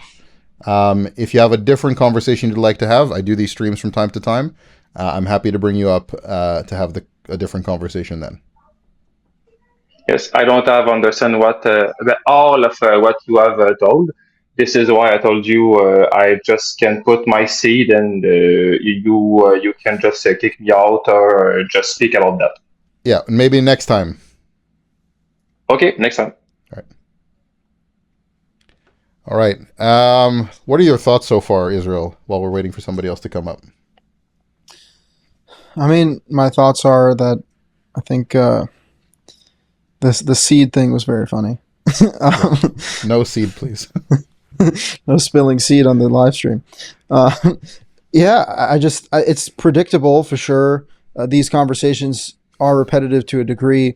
I liked Ezekiel. I thought his spirit was very good. I think he was just being honest. And I understand why people find the community to be useful. It provides you with stability. It provides you with community. There's a convenience to it that can't be denied. And I understand the path of the lonely man of faith is problematic for sure for lots of people. But what choice do you have? When you have to be intellectually honest, when you have to acknowledge that there is corruption in the world, again, I'll use Noah as the example. Not to make up Noahide laws, but to actually tell you what Noah really did, which was walk with God in a world full of evil and sin. And that's all we can do. I really believe that. And I find it remarkable that we can have this conversation, even though we have these different beliefs from a Christian and Torah perspective. It's almost like the rabbinic thing is just it's so out there that it's so unserious, and not to disparage people, as you pointed out. It's not right to just put people down, but we're talking about just basic reading comprehension. Like, what does the book say? What does it not say? And that's really what I think it comes down to. But I mean, what was your experience with unlearning all of this rabbinic propaganda? So, I mean, we've talked about this a little bit. God bless you, C. Mole, as well. Good to see you as always. Sorry, addressing the chat here. Yeah, so I mean, we've had some conversations about this, joking around on Defending a Lion's live stream that you guys did on your channels. There's things that are habit, and then there's things that are mindset, and there's difficult things to get over. Like, from deciding, to take that leap of faith forward, to when I first actually stepped into church, saying Jesus or Christ gave me like an EBGBs feeling. You know what I mean? Which was cured my first week going to church. If you've ever been to a divine liturgy, I don't know what it's like at the Latin Mass or Novus Ordo or stuff like that. But if you've ever been to a divine liturgy, it's going to cure you of that very, very quickly, as well as cure you of other things. I'm not even joking. But there's a lot of filters and layers that I had to get past. Now, I worked through a lot of that before actually becoming a Christian. A lot of it's still working on as far as mindset and things like that. There are things that I hear on Christian theology and I go, wait a second, that sounds a little bit like something that I know from Rabbinic Judaism that I know to be false. But then I get clarification on what the Christian stance actually is, not a straw man or an unexplained version of it. And it makes more sense in the context. I still have like habits, let's say. So like I said, I'll be out the door on my way to church Sunday morning, and I'll have think back, and I did it again today. Right shoe first, left shoe after, tie the left shoe, tie the right shoe. It's just deeply ingrained. It's like I observed rabbinic law as faithfully as I could for most of my life. And it's incredibly difficult to shake some of those things, right? Like walking out and being like, where's my kippah? Oh, right, I don't wear a kippah. It's difficult, like in terms of habits and things that you're used to. The other aspect of it that's come up a lot is, especially with churches like apostolic churches, like being Catholic, especially in the Eastern tradition, where there's a lot of customs and things like that. I had a conversation with some clergy at my church, with the priest, with a subdeacon that I study with, and been very encouraged not to legalize things in the way that Rabbinic Judaism does. If there's a tradition that's kept and there's a way that you're supposed to do things, it's not the same as Jews considering something to be a mandatory law from Rabbinic tradition. Now, there are things that are meant to be mandatory, but it's not the same mindset. It's a completely different mindset. Everything is about the inside, as opposed to have you fulfilled the action or not. Did you check it off the list of things that you did? It's not like that. A lot of people think that the Catholic Church is like that, but it's actually not. There's a lot of Catholics that think the Catholic Church is like that, and it's actually not. It's about internal, it's about the heart, it's about your relationship with God. So the transition of going from legalistic check boxes from Judaism. Now, I know people are going to say, well, you weren't taught that, you're supposed to have kavana. Yes, I was. I understand the concept of kavana. I understand. I used to go to Shirei Chassidut at 5 a.m. I understand kavana. I understand preparing yourself and having a relationship with God. In fact, I'd say that the Chabad Hasidic tradition, when applied faithfully, is a very nice tradition as far as trying to develop a relationship and connection with God. I don't knock Chabad for that at all. In fact, I'd say that they probably stole a few things from Eastern Christianity in Ukraine, but whatever. So essentially, yeah, there are things that are difficult to get through because there are filters, there's an upbringing that's involved. And then on the flip side, it's really, for me, was just difficult not to go too far the other way of like, not wanting to have any connection to anything Jewish or being Jewish or with the Jewish community, anything, because, I want to avoid that. It's like, no, there's a healthy dose of maintaining your culture, your background, your heritage that every other group that comes to Christianity has full right to do. For some reason, Jews feel like they have to abandon everything about being a Jew when they come to Christianity, which is not true. We do have another caller. Ellie is back. Let's let him come in. Ellie, You dropped out before, but now you're back. Can you hear us? Yeah. You guys kicked me out before, or you did. It wasn't Were you intentional. Yitzchak before? I was the guest before Ezekiel, and you kicked me out. So I just was trying So to come you back. came in on a Talk. different name, so you could sneak your way back in. I have more than one name, But like now, Israel. but now it's 6 a.m. in Israel. Amazing. Yeah. Yeah, I was You're listening. not going to sleep but- tonight? Don't tell me you work in Avtacha. It's almost Nate's Hachama. Anyways. What, Vasikim. let's, You guys want to what, talk? not particularly. You didn't answer any of my questions the first time. I'm not convinced you're going to answer them now. Oh, I'd love to try. Okay. I thought I was trying to answer your questions before. So let's go back to one of them. If the law is don't follow the majority to evil, Mhm. right? And then you And to interpret pervert that the as law. follow the majority for good. If the majority is dictating what's good and evil, how can you faithfully apply that command? Well, so like I tried to answer before. I don't think it's Because I want to caveat that with Ramban Yeah. being very explicit that if you know a man is innocent, but the Beit Din tells you he's guilty, even if you are a witness and you know it's not true, you are still to put him to death at the command of the Beit Din. Right. So, like, He's about for to that throw example, Ramban under so- the bus. Watch. No. I would just say that like that is such an exceptional case, and there are like I don't know all the laws and details of that, but basically like it's so exceptional. It's not the question you're asking is how do you decide what's good, and we agree that the Torah tells us what's good or not good, right? But Christianity rejects the Torah, so I don't understand Christianity doesn't how reject you the Torah. understand what's good. I don't understand how you understand what's good. Christianity. Can I ask what group of Christianity you came from? What background? It was a Protestant, not Catholic. Like non-denominational? More like that, yeah. Okay. And I'm sure you're familiar with the Bible, but have you read any of the church fathers' explanations on these things at all? Yeah, some. Mm-hmm. Would you say that you were well versed in the Christian faith? Yeah, absolutely. And you're sitting there telling me that Christianity rejects the Torah. They put it as Yes. the beginning of their Bible. I mean, they don't follow every one of the ritual laws, but they definitely follow the moral laws. Where do you think they got To a stricter standard than Jews do. They don't keep Ten the Commandments Sabbath, from the Ten sexual Commandments, morality? the Sabbath. Yeah, but again, The I Ten find this Commandments so don't rich even- that you're calling to debate Torah matters and you keep referencing Christianity. What are you accountable to? Are you accountable to Christianity or are you accountable to the Torah? You guys brought up Christianity from the beginning, so No, I brought up a anecdote about my personal life that I find more in common with Christians than Jews. That doesn't mean that I'm a Christian. It doesn't mean that that you can argue from Christianity because I'm not a Christian for many of the reasons that you brought up initially. I Right, don't think because- that Christianity is entirely compatible with the Torah. I also don't think that Christianity is even compatible with the New Testament.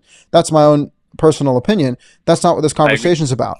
This conversation is about you said the Torah dictates what's right and wrong. Yet you include the oral Torah as part of the written Torah, which gives the Torah absolutely no definition because the Torah now includes every random opinion of rabbis for 3,000 years. So when I'm Right, telling you what the because Torah is, which is not my interpretation, it's what the Torah says about itself, follow everything that's written in this book, a book that was written to its completion by Moses himself, dictated by the word of God. That is what you need to follow. Do not add or subtract to those commandments. Actually, I read in one of the rabbinic Musar books, one of like their books about self-improvement. It's called Orchot Tzadikim, the way of the righteous.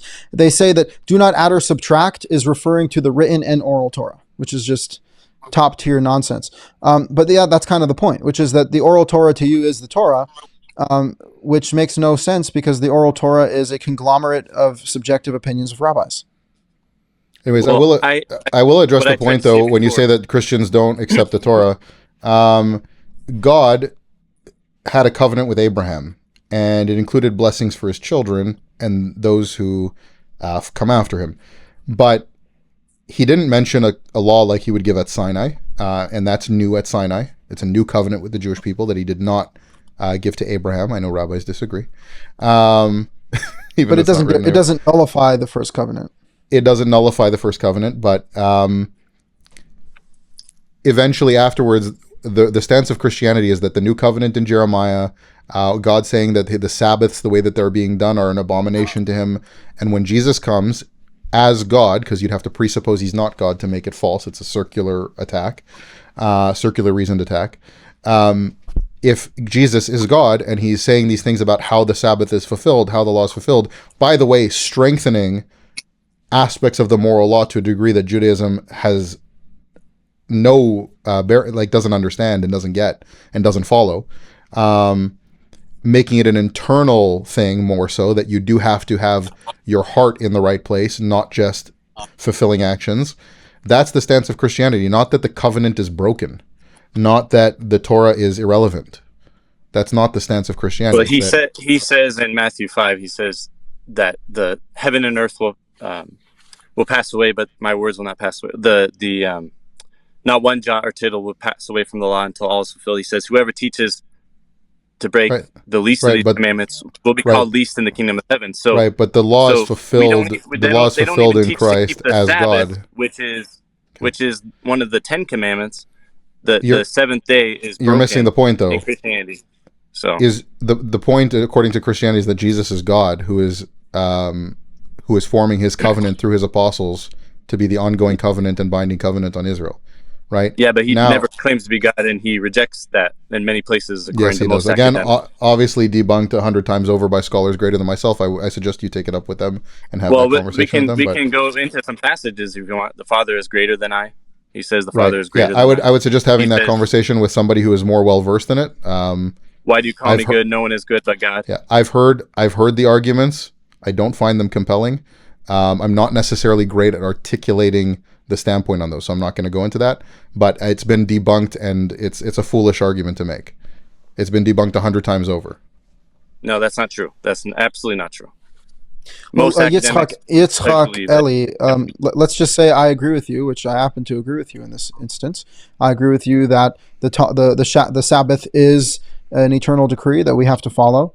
How does that disprove what I'm saying?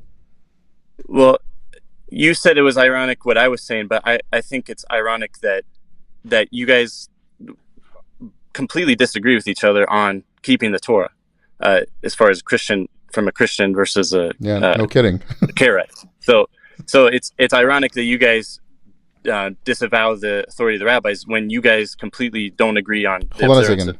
I get why it would be very frustrating that two traditions that base themselves in the Bible disagree with you, and why it's incredibly difficult to maintain that your tradition is true when two different traditions with two different reasons reject it completely. It's not because we are also based on... It's a lot to work with. Judaism. That's why I wrote on the thumbnail, ultimate challenge for Judaism, because it is. Yeah.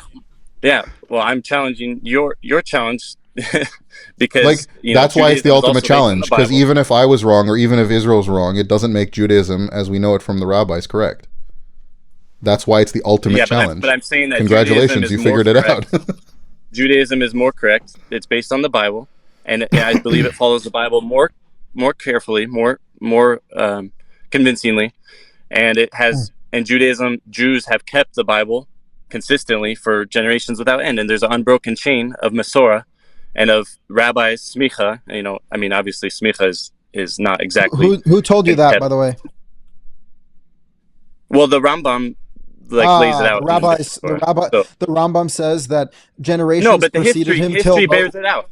History bears what out? The Rambam says that this rabbi, and it goes all the way back. There just happens to be a 1,500-year gap between Moses and the rabbis, but anyways, there's not a gap. There's not a gap. Where in the entire Tanakh? Where in the entire Tanakh does it mention the oral Torah? That's why I asked you, why do you accept the prophets? How do you accept the prophets if you don't accept?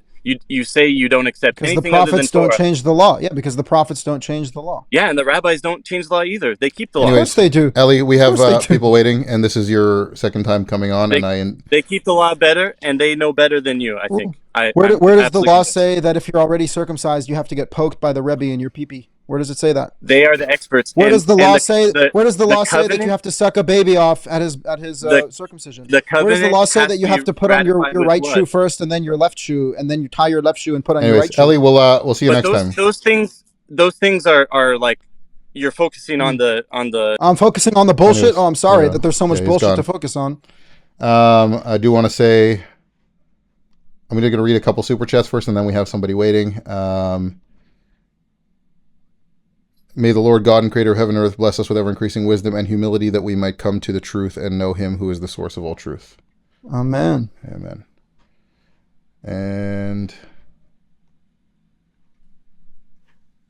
I think most observant Jews would be impressed by George MacDonald's idea of justice. In his sermon, Justice, C.S. Lewis spoke very highly of him, as did G.K. Chesterton. It's available online for free. Cool. Thank you. The laws of God are good, therefore we should follow them, but we are not made for the law, we are made for love. George MacDonald. Awesome. I got to check that out. And we got here, it needs a clean heart to have pure hands, all the power of live soul to keep the law, a power of life, not of struggle, the strength of love, not the effort of duty. George MacDonald, Unspoken Sermons. Sounds like he had a lot of smart things to say. Let's check it. Gonna check that out at some point. Jakey says, the best thing about the Catholic Church is all are welcome, and you can have your culture while praising the Father, Son, and Holy Spirit with all rights. Absolutely. Amen. And For the record, I think the Torah affords culture as well, as long as it doesn't contradict the doctrine of the Torah. So that's why I don't like the uniformity of Orthodoxy, because they claim, well, how would we all know what shirt to wear today? It's like, how about it doesn't matter what color mezuzah box you have or tefillin box you have. Just follow the laws of God and come as you are. And then, if Jews become Christians, are they free to observe the Torah if they wish? It seems that doing so is a good witness to fellow Jews. So there's a few nuances here. Number one, I think it's important not to be deceptive to people. So don't practice rabbinic customs pretending like you're an Orthodox Jew while preaching the gospel, because then Jews will be turned away when they find out you're lying. Do you think a Christian it's would be worse off for following Shabbat, for example? And then as far as the law, let's put it like this. There's differing opinions even within like the Catholic and Orthodox traditions. It's very clear that if you should not be following the law for reasons that you think it is efficacious for salvation or mandatory and obligatory as binding, except those parts that are, things that were, especially under the moral law, strengthened by our Lord and St. Paul and so on, as far as writings about specific issues. But I think it's very important. There's nuance there. I don't think that, for example, Messianic Jews that keep Jewish customs and traditions, I don't think they are violating anything as far as their faith in Christ. I personally don't believe you should continue doing things for certain, again, cultural versus thinking that you have to do these things for salvation, I think is a big difference. But I was even told that as far as circumcision, for example, Christians are generally told if it's for health and cultural reasons and not done as a reason for salvation or covenantal reasons, is allowed to be done. It's not like you can't do that. I have to just tell you, my reaction every time I see Jews kind of like say, oh, you don't need the Torah. It's just like I have the Rebbe in me comes out and says, the Heilige Torah, you have to follow the Torah. That's just kind of my response. But I think that the Torah is so important. I just want to point that out. And I do think you would only be blessed from following the laws. And someone who's not born Jewish is obviously going to come at it from a different perspective than someone who's born into it. But I don't see how you can lose out from following the Ten Commandments. And then we got a question for you. Does the Karaite, his name's Israel, guys, does the Karaite Jew believe in multi-personal God like historic Jews did before the Second Temple? I think there's some nuance to that also. I don't think every Jewish multi-personal. Do you want to explain that to me? Father and Son and Holy Spirit, hypostasis, ousias. Well, I believe that God clearly manifests in many different ways in the Torah, whether as a man or as a burning bush or as a cloud. I don't think it's the entirety of God, because God also tells Moses, you couldn't see my face and live. I don't observe the Trinity though, because I think it's I don't see where you get three from. I see either infinity or one, and God tells us one. So I use that. I understand number. Sam Shamoon might be around in the near future on this live if you want to talk to him about it. Damn, he's lurking. Yeah, if you wanna debate Sam on that, be my guest. All right, bring him on. Just you're both hot tempered, so I'm gonna have to keep you guys in check. Please speak on when Judaism became monotheistic. Judaism was always monotheistic. The question is, what do you mean by monotheism? Right? I think that there's this really cringy thing. I can disprove Christianity with one verse, the Shema. Adonai Echad. It's one, not three. It's like, yeah, Christianity also affirms one God, but the word Echad is also used for Adam and Eve becoming one flesh. It's a ridiculous argument. It does not rule out a Trinity to say Echad. It's a complex unity. It's a complex unity for sure. Although I think that the Torah doesn't provide us with the nature of that complexity so much as it just tells us God is one, and that's the number you should go with. Yep. To say like 3, 4. There is no other, he says. Of course. And then one last one. What is the role of Gentiles in the Old Testament? Props for the Jews? What? Oy. I don't even know what that means. I think Isaiah 56 says it very well. Those Gentiles who cling to the covenant of the Lord and keep the Sabbath will be brought to rejoice in the house of prayer for all nations. The end of Deuteronomy as well, the Song of Moses concludes with, "Sing, O nations, with my people." So the idea of universality and unity of humanity, I think, is fundamental to the Torah itself. Yeah, God is the God of all people and will bring all of them to him. Rabbi Yonasan Perry in the house. He's a very respectful rabbi. He disagrees wholeheartedly. He's more. I love how I just said I love how I just said I don't follow the Trinity, and then you said I'm fine with it. I said I do not think. I think it means that you're fine with other people believing in it. No, I'm fine with people believing in one God. I don't think the Trinity is reasonable because it gives a number other than one. God, clearly, the usage of the word Elohim, there's a plurality there, although it's a plurality that is unified. God is the God of gods and the Lord of lords, and he manifests in physical matter. That's abundantly clear to anyone who reads the Old Testament. So really what we're talking about is what number should you use? Should you use 1 or 3? And I think 1 is the going number. Absolutely. Stick to 1. I will say Rabbi Yonasan Perry here has been very respectful with me in dialogues, backs and forths. He disagrees wholeheartedly. He's an Orthodox rabbi, and I like the guy from what I've seen so far. So shout out to him for being awesome, dude. Great. This is funny. Trinity bad, 3 bad, 10 Sefirot good. I like Final Fantasy. No. No 10 Sefirot. I don't ascribe to any of this. And we got somebody waiting here. Rebecca, can you hear us? Yes, I can hear you. Can you hear me? We can hear you. What is your background? Excellent. So it's so funny that the conversation has gone this way. So I have a question kind of along these lines. I am not sure that I buy the Trinity thing. I just but I don't understand why their sheet says, "Let us make man in our own image."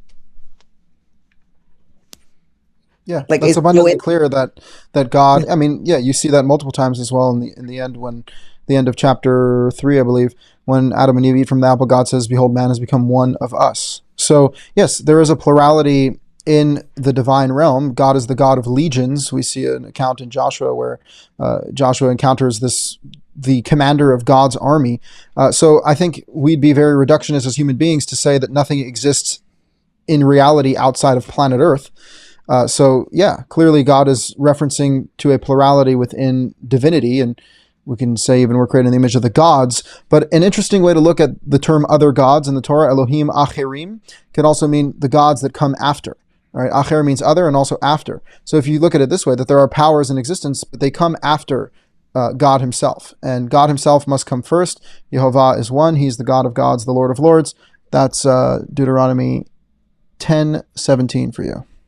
Yeah, Israel, I want to say you should definitely meet up with Utis and talk about that. he'll go on for hours with you there on that concept specifically. He has a channel you can check out. That was like a really good, that was a lot, and I'm trying to like distill it. I'll probably have to listen to this again. But it is a question that I ask myself a lot, and the whole idea of echad. I do understand that as not singular, but a plural.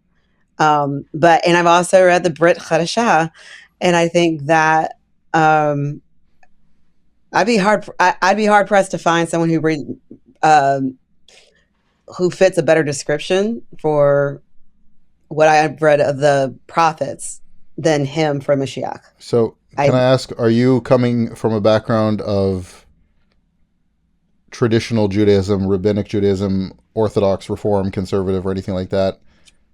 So my mother is trying to assert that it is the truth, because that's the topic for conversation now. Trying to assert that what's the truth? The Rabbinic Judaism. Oh, you know what? My understanding is that, like, personally, I don't think that Rabbinic Judaism is the truth. I currently go to. So the topic of conversation is specifically, you can come when I do a stream on Christianity or different Christian doctrines or topics, but this would be specifically to address from a Jewish standpoint why you think that that's accurate and why Karaites and Christians would be wrong, for example. But I appreciate you coming on. I can speak to this. I do think that I've listened to Israel before, and I definitely buy the idea that there's too much in Rabbinic Judaism that contradicts itself. And be happy to have you on another time to discuss that. Thank you. Okay, cool. How's it going in the chat? I see someone said, so do the angels create man as well? I think you can look at it this way: is if a king is consulting with his council, right? It's not that no one has power to operate outside of Yahweh, who is the Father, who is the God of gods and the Lord of lords. Someone mentioned even Jesus says he's subservient to the Father. So what we're looking at is one God who's above all, yet there is a divine realm, and that's made clear in the Torah. Not that we know much about it. In fact, we barely know anything about it. I saw something interesting here. Somebody said, Cheder Chabad, you know me from the past. You're trying to mess with me.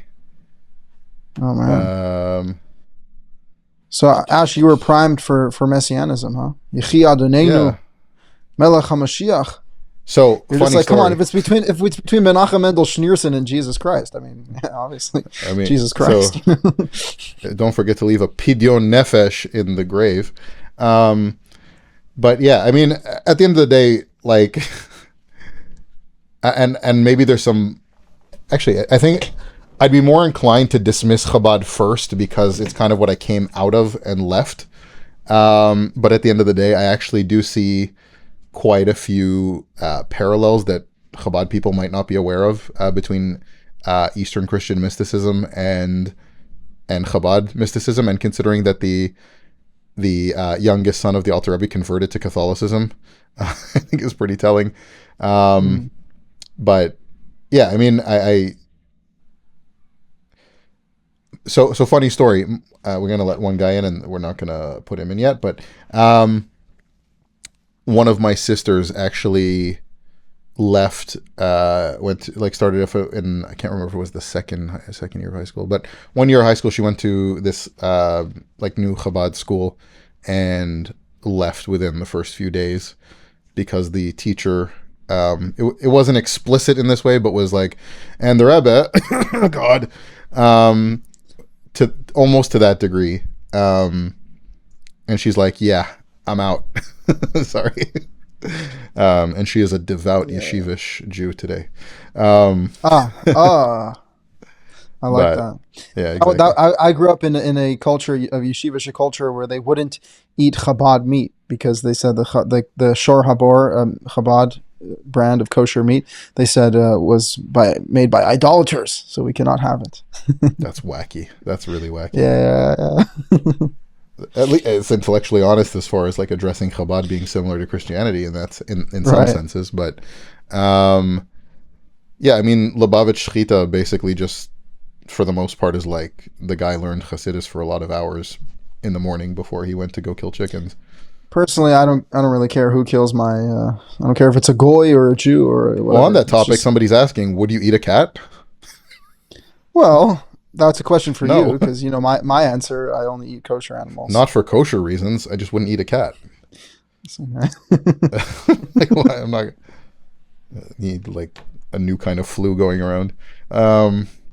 Somebody he meant like props used in a play is what he meant when he said Yeah. Gentiles in the Old Testament. Well, Orthodox, I mean, I don't want to speak for all Orthodox Jews, but it's definitely mainstream Orthodox philosophy, which I read from the chief rabbi of Israel on Thursday night, Rabbi Ovadia Yosef, and this is mirrored in many Jewish writings that the non-Jews are there to be slaves for the Jews. So yeah, that's some very despicable rabbinic propaganda, but from the Old Testament perspective, absolutely not. I mean, again, there is a unity in humanity that's described. Israel is meant to be ministers and priests unto the nations, a light unto the nations, so that they can bring God's light to the world and be an example for the world of what divine holy living is supposed to look like. But of course, that involves the rest of the world.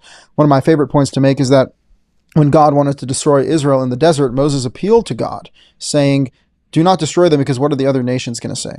Which makes it very clear that God was performing what he did with Israel to be assigned to the rest of the world, that he is the God of all, and that we should all unite in him. Check this out, by the way. I knew it was good to have Jonas and Perry in the chat. I knew this also, and I totally forgot. Everyone uses the psak on the knife, so everyone technically eats Chabad Shechita. I also I'm think talking that, about the kavanas of Right. of Rebbe worship. well, yeah, The most Chabad people are not Yeshivish Rebbe people worshiping, say, though. well, the Yeshivish people say we can only worship our Rebbes, not your Rebbes. Exactly. As long as he has the right gold watch and pulls enough malachim into his bekesha during the tish.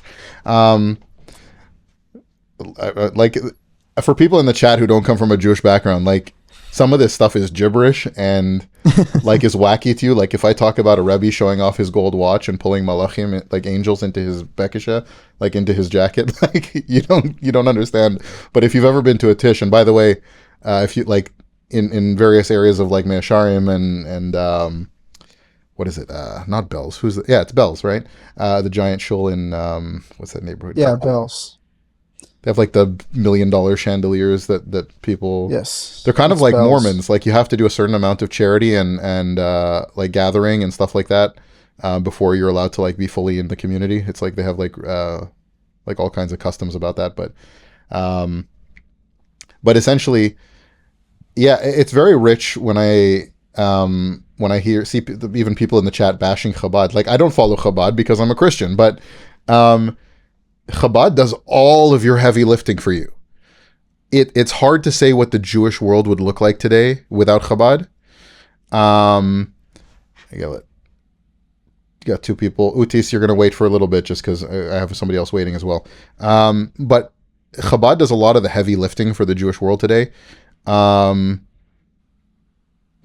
Promoting certain moral and ethical standards, outreach to Jews to bring them back to Judaism.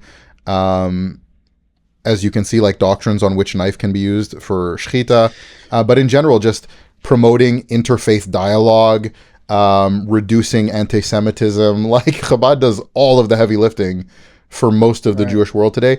It's hard to say even what Israel would look like today, the country of Israel, not you, if it wasn't for Chabad. I mean, the settlements I in agree. Hebron that the Alter Rebbe set up back in the early 1800s.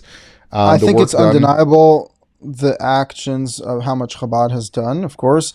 What I would say, though, is as a Karaite Jew or someone who has a vested interest in seeing Jews move away from rabbinic literature, I find it to be destructive as well because they're just preaching rabbinic this person Judaism. says Chabad isn't even big in Medinat Yisrael, nor is it taken seriously in Medina Yisrael. Actually, Chabad was one of the pioneer movements before the modern Zionist movement, setting up settlements of Orthodox Jews in Israel. Israel may not have been a country with any religious standard at all if it wasn't for the early Chabad movement in Israel, setting up religious institutions in Israel. So to say that they don't play a serious role in the Jewish people in Israel, And again, as a Christian, whatever, like, but like you can't deny the effect that Chabad has had on promoting and boosting the Jewish world in a way that nobody else has done before, and no organization in Judaism has done aside from Chabad. And by the way, yeah, as far as maybe supporting defense, but also huge amounts of Chabad people going and serving in the IDF, things like that, it's pretty common as well. So we got one more super chat, and then we're going to bring somebody up. Can Israel comment on when the Most High, when he divided humankind, he fixed the boundaries of peoples according to the number of the sons of God? You should have. Where were you when I had? Oh, you were here when I had Utis on. I remember you had some. Doesn't it say? I mean, in the Jewish Bible, it says the children of Israel. It says God created the boundaries of the nations according to the children of Israel. I believe he's quoting Deuteronomy 32, if I'm not mistaken. I'll read it for you right here. Deuteronomy 32 is the Song of Moses. And here it is. Deuteronomy 32:8.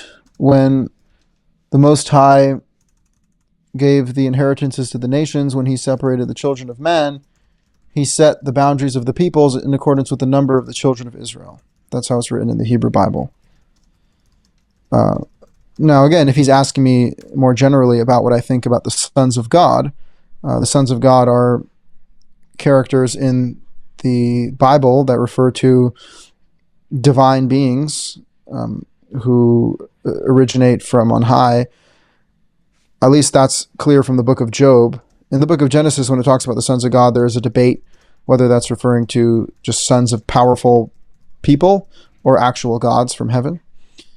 Either way, the sons of God refer to beings that come from the gods. I mean, the Torah does acknowledge that there is an existence in heaven that includes legions of angels, and potentially Satan is discussed in the book of Job as well as one of the sons of God.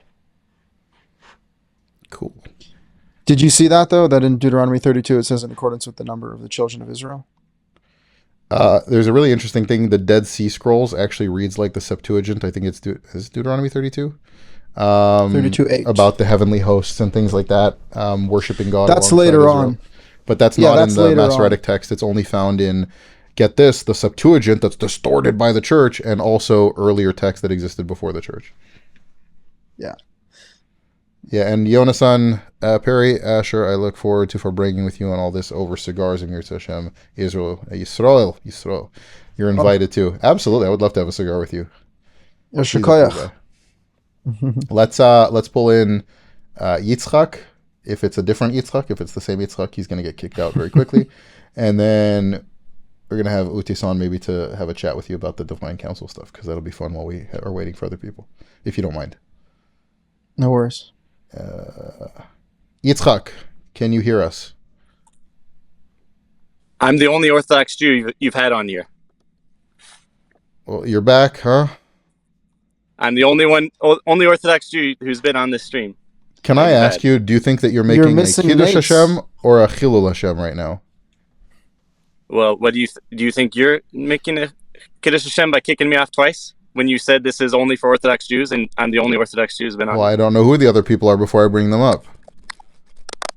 Well, I know the other ones were not Orthodox Jews, so, and you confirmed that. So. Well, I would love to talk, but you have to go dominates by the what time is it in Israel now? It's 6:08.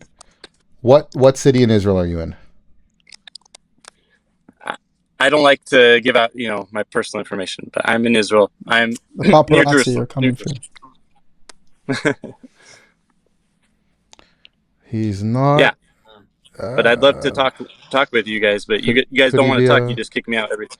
Well, no, we are talking to you, and then you say the same thing over and over again, and I say, no, that's not how Christianity sees it. And you insist you were a Christian at some point, and yet you don't know the basics of how Christians see anything, apparently. I have another question for you, a different question, if you'd like to discuss, actually. If it's on topic, sure, I'll give you one more chance here. I'm very charitable. Okay, my third time's a charm, hopefully. Okay, so Zechariah, the prophet Zechariah, and this is for Israel mainly. Can you hear me? Can you hear me? Okay. I can hear you. The prophet Zechariah in chapter 8, he says, "Thus says Lord of hosts." I'm just reading English translation. The fast of the fifth month. Sorry, I'm just using this as an example. The fast of the fifth month, the fast of the fourth month, the fast of the seventh month, and the fast of the 10th month shall become occasions for joy and gladness, happy festivals. So the fasts are not mentioned in the Torah. So why do we accept what Zechariah says that God said, the fast of the fifth? I'm just using this as one of many examples of things that the prophets say that are not in the Torah. So why do you recognize what Zechariah says? Like, what authority does Zechariah, prophet, have? You say only the Torah has authority. No men have authority. So how do you recognize the authority of the prophets to speak for God? Israel, can I say answer God this said quickly? this? Go ahead. I don't think Israel which or Jews I. observe, by the way. Jews observe the fast of the fourth. We observe the fast of the fifth. We observe the fast of the 10th. God acknowledges these fasts. So why should we take Zechariah as any authority about what God says about fasts that aren't even in the Torah? Okay. I don't think Israel or I would deny that the Jewish people had every right throughout their traditions and history to institute traditions that didn't contradict the Torah and that were practiced by Jews. There's a lot of traditions in the Jewish people. I don't know who's denying that. How does that prove that God actually law? acknowledges? That God acknowledges. Also, and you should also quote Zechariah 7, where they ask him, should we fast on these made-up fast days that we created? And his response from God is, when you're fasting, are you fasting for me? And when you're doing these things, are you just doing it for yourselves? Because I don't need any of this crap. So that's actually God's response. Yeah, it is Zechariah 7. Right? The word of Yahweh, Zechariah 7:5. The word, or 4. The word of Yahweh of allegiance was to me, saying, say to the people of the land and to the priests, when you fast on all these fast days, on the 5th month and the 7th month, are you fasting for me? And when you say, let us eat and let us drink, are you not doing it for yourselves? Right? So this is actually, he's just saying, you're doing it for yourselves. You're not even doing it for me. And that's God's attitude, similar to even the Torah commandments in Isaiah 1. God is saying, you guys are not even doing this for me. You're doing it for yourselves. So I don't think that God really cares much about these fast days. They're definitely not obligations. And as Ash said, we don't disagree that there were traditions in the past. It doesn't mean that those traditions are law. So if you want to follow those traditions and observe your fast days, then no one's stopping you, but don't tell me that I'm obligated to do that. Yeah, but and you should be so happy that God is merciful enough to turn your bullshit fast days into happy days, but don't claim that those are the laws of God.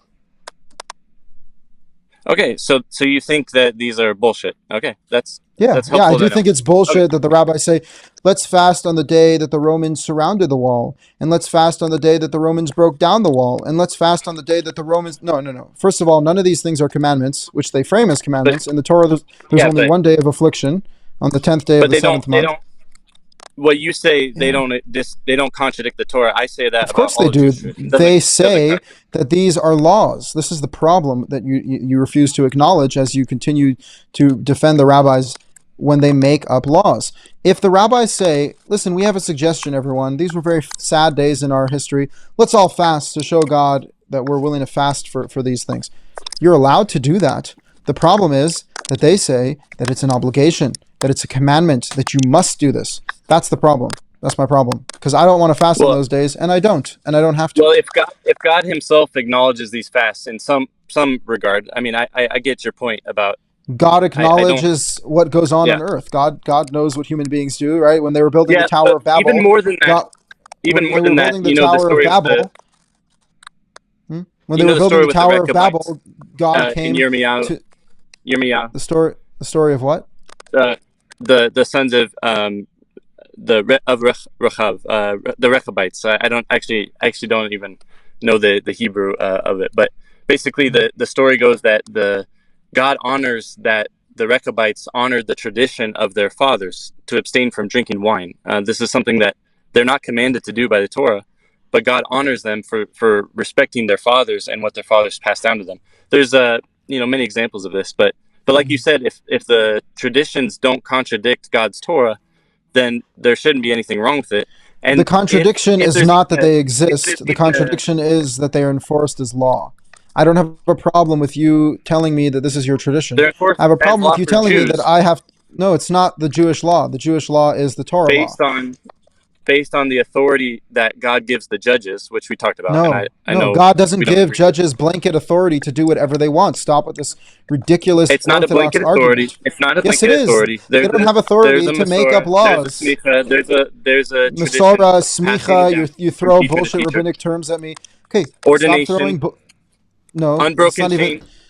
Unbroken chain. There's an unbroken chain between me and Moses too. My father to his father, all the way back to Moses. So now am I speaking in the seat of Moses? But if they have an What is this understanding nonsense? of how to interpret the Torah, They don't have an you understanding. They have a claim. go against the majority, right? Which going back to what we're saying. Going back to what we're saying, do not follow the majority doing to pervert evil. the law. You're just doing what you believe is the right interpretation of the Torah and what makes the most sense based on a tradition of understanding the language, understanding the context, having an unbroken chain of tradition that goes all the way back, and it's very lots of attestation to that tradition and lots of attestation to that chain. Then why is you, Israel Horowitz, in America, main language English, speaking English, why are you now the authority more than all the rabbis of how to interpret the Torah? First of all, I Or speak why fluent the biblical. Latin Church the Can I better respond authority now? to interpret the Torah? Okay, Yes, sir. so first of all, I speak fluent biblical Hebrew. I myself have translated every single word in the Torah from Hebrew to English. Second of all, again, the rabbis in Babylon probably cool. their first. Thank you. The rabbis in Babylon, their first language was probably Babylonian, so I wouldn't even or Aramaic. But it has nothing to do. You want to marginalize me? Oh, you don't know Hebrew? Oh, this and that. Listen. The I'm reality marginalizing you. I'm just saying what makes you more qualified than the unbroken chain of tradition that goes through the rabbis. What do you mean? Because the you keep saying unbroken train that you keep chain. referencing is made up out of the rear end of Yehuda Nasi in the late 2nd century or 3rd century. There you go. Yeah, but I don't. The unbroken we don't chain agree of with that. nonsense. You believe on We don't agree pure with faith. You believe on pure faith with no evidence that the claims of a 3rd, maybe 2nd century at best, rabbi, that his claims about an unbroken chain of authority are accurate. What about the Well, I unbroken could say chain of that about your paganism? belief in the Catholic What- Church. I could say the same what thing about The the- Catholic belief Church in- What doesn't about- claim an unbroken authority back to Sinai. I don't know what you're Yeah, it talking does. about. Yeah, it does. No, it doesn't. Yeah, it does. No, it claims an Yeah, unbroken it does. authority Look to up your Jesus. doctrine. It claims an Look up unbroken the authority to Catholic. Jesus. Also, Yeah. what Based about the on unbroken? Matthew What about 23. the? But again, you're playing whataboutisms. You won't address because you just realized that you got caught in a nonsense that you're No. claiming an unbroken authority that doesn't I'm exist in sorry. history. What No. about the unbroken authority open of up the Mishnah paganism? Torah. Open up the Rambam. Look at Oh, history. Look at the historical Oh, record. let's go 10th century, 11th century. Let's go 12th century to prove stuff that goes Dude, back to Moses from the They- 2nd they century. had to fill in- Paganism they had to fill in predated. Masada.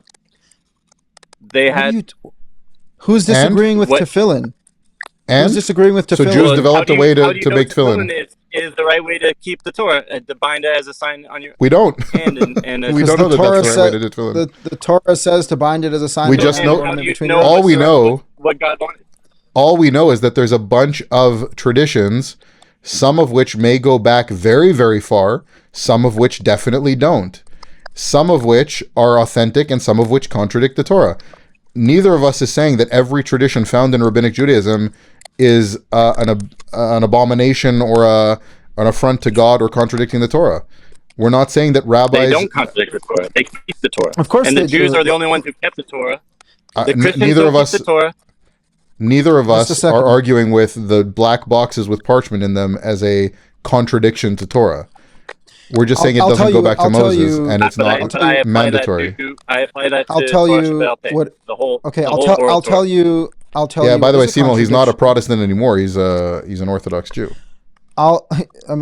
Listen, I'll tell you it is a contradiction, that the rabbis say that if your tefillin box is red, now you haven't fulfilled the commandment of the Torah. That is a contradiction because that's something the Torah never says. The Torah doesn't specify what color box you should have. The Torah just says have these words. So if you have these words of the Torah, no matter what parchment or what style of writing, no matter what shape of the box, that's not what the Torah specifies. So again, the rabbis say that you need to fulfill the Torah in exactly the way that they say to do it. That again is an overreach of authority. You're saying that just because the Torah establishes judges, just because the Torah establishes judges as a concept, now whoever puts themselves in the seat of Moses has a right to say whatever the heck he wants. That's complete nonsense. All right, it's complete nonsense, and you know it. And you're telling me an unbroken chain. It's an unbroken chain of lies and deceit. The same way there's an unbroken chain of paganism. So maybe you should go follow Aleister Crowley and the occultists and go worship demons because there's an unbroken chain of that. They have an unbroken chain they have an unbroken chain to the angel spirit Iwas. Okay, Aleister Crowley. I'm not even joking. They have smicha. They have smicha from Iwas inside an Egyptian pyramid going back. That spirit has lived there since before the Jewish people. Israel, why don't you believe that tradition? Israel, Moses. Can I say something? Can I respond? The problem, Israel, that you're going to face big time, and you haven't faced it because you like to talk theory, but I'm going to criticize this. So the problem that you have that Asher doesn't have because he accepts the rabbis of the Catholic Church, but the problem that you have is that you have no basis for unity, and that's what Catholicism means. It means unity. It means like. How do we actually live together in community? How do we actually have similar practices, similar doctrines, similar things? You figured out that me and Israel have different belief systems. Cool. Oh wait, I think that the word of God. Wear these and someone's going to keep Shabbat, and penalty. There's a death penalty. You say there's a death penalty for violating Shabbat. You say there's a death penalty. I want to go through a little bit. I want to go through a little bit of an exercise here. Okay. Who decides when we're going through who decides? Your father and your mother. So if we're talking about who decides, what is violating Shabbat? Okay, so can I ask you? Going to keep this word. Okay, Yitzchak. Let's start one at a time. Is Maimonides an authority figure for determining Jewish law? Yes or no? In as much as he transmits the Torah Shabbat Peh. Okay. If he were to say wild things that contradict the Torah, can we rule him out as an authority? If they contradict the Torah Shebiksav and the Torah Shabbat Peh. Yeah. Where do you find in the Torah, in the written Torah, extrajudicial murder of heretics as a binding law that you're allowed to do? Well, it says you're to remove the evil from your midst, right? Under what circumstances?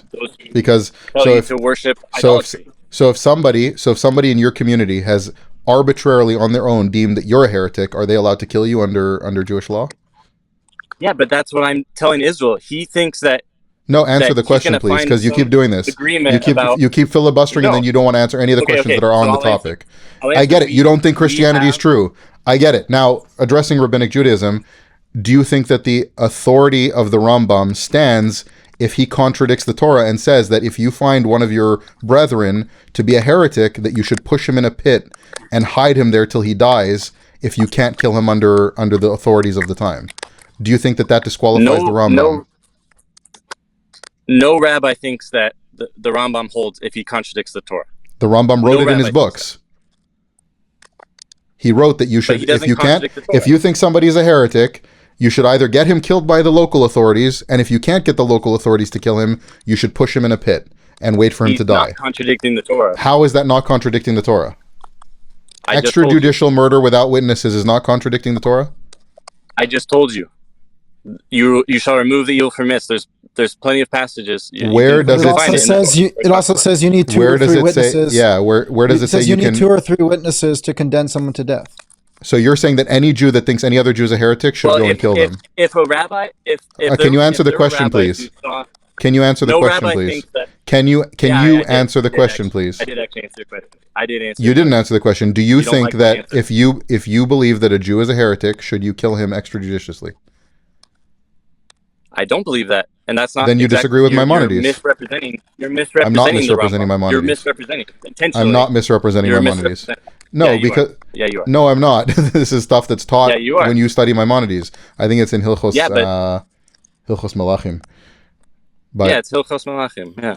All right, so you're an Amoritz. You don't even know the Rambam. Yeah, Listen, you don't know. I'll tell you one thing. You asked what is the basis for unity. The basis for unity. The basis for unity is no, the you word of repeat. God. Hold on a second.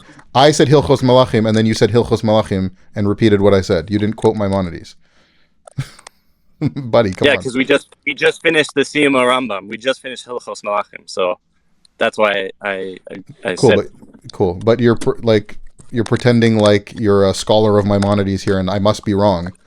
Go read Maimonides. You just learned Hilchos Malachim. He says you should kill heretics. He also says that these groups of people have no portion in the world to come. Where does it say that in the Torah? He's making up his own doctrines that have become Jewish normative beliefs. They shall be cut off from the people. About which people? There's sources. About people that don't believe in the resurrection of the dead? Where does it say that in the Torah? Absolutely nowhere. Maimonides says if somebody doesn't believe in the resurrection of the dead, he should be cut off from the Jewish people, and he has no portion in the world to come. They reject the Torah. They reject the... Where does it say in the Torah that you have to accept this doctrine or you're cut off from the Jewish people? Well, you say that in your Christian beliefs, so I think it's totally hypocritical of you. Hold on a second. He's asking you on Torah I'm asking you on a Torah. I'm asking you on a Torah basis if they don't believe if that's a valid claim for your rabbi to make. I'm asking you if on a Torah basis. A Christian. He's asking you as someone who believes on in a the Torah basis. Where's your justification for the Rambam's opinion? I don't need to justify the Rambam. It's not. You do, because you're defending Rabbinic Judaism, and the Rambam established he established the majority of normative Jewish beliefs. One man established the majority. That's great. From the judges of Israel. He was also hold on a second.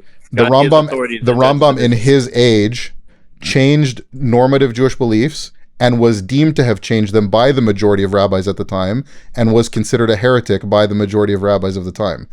Why do you follow any of the things that he established as normative beliefs? For the exact reason I just gave you. I just told you. Because later rabbis determined that he's not in fact a heretic, and those are earlier normative beliefs?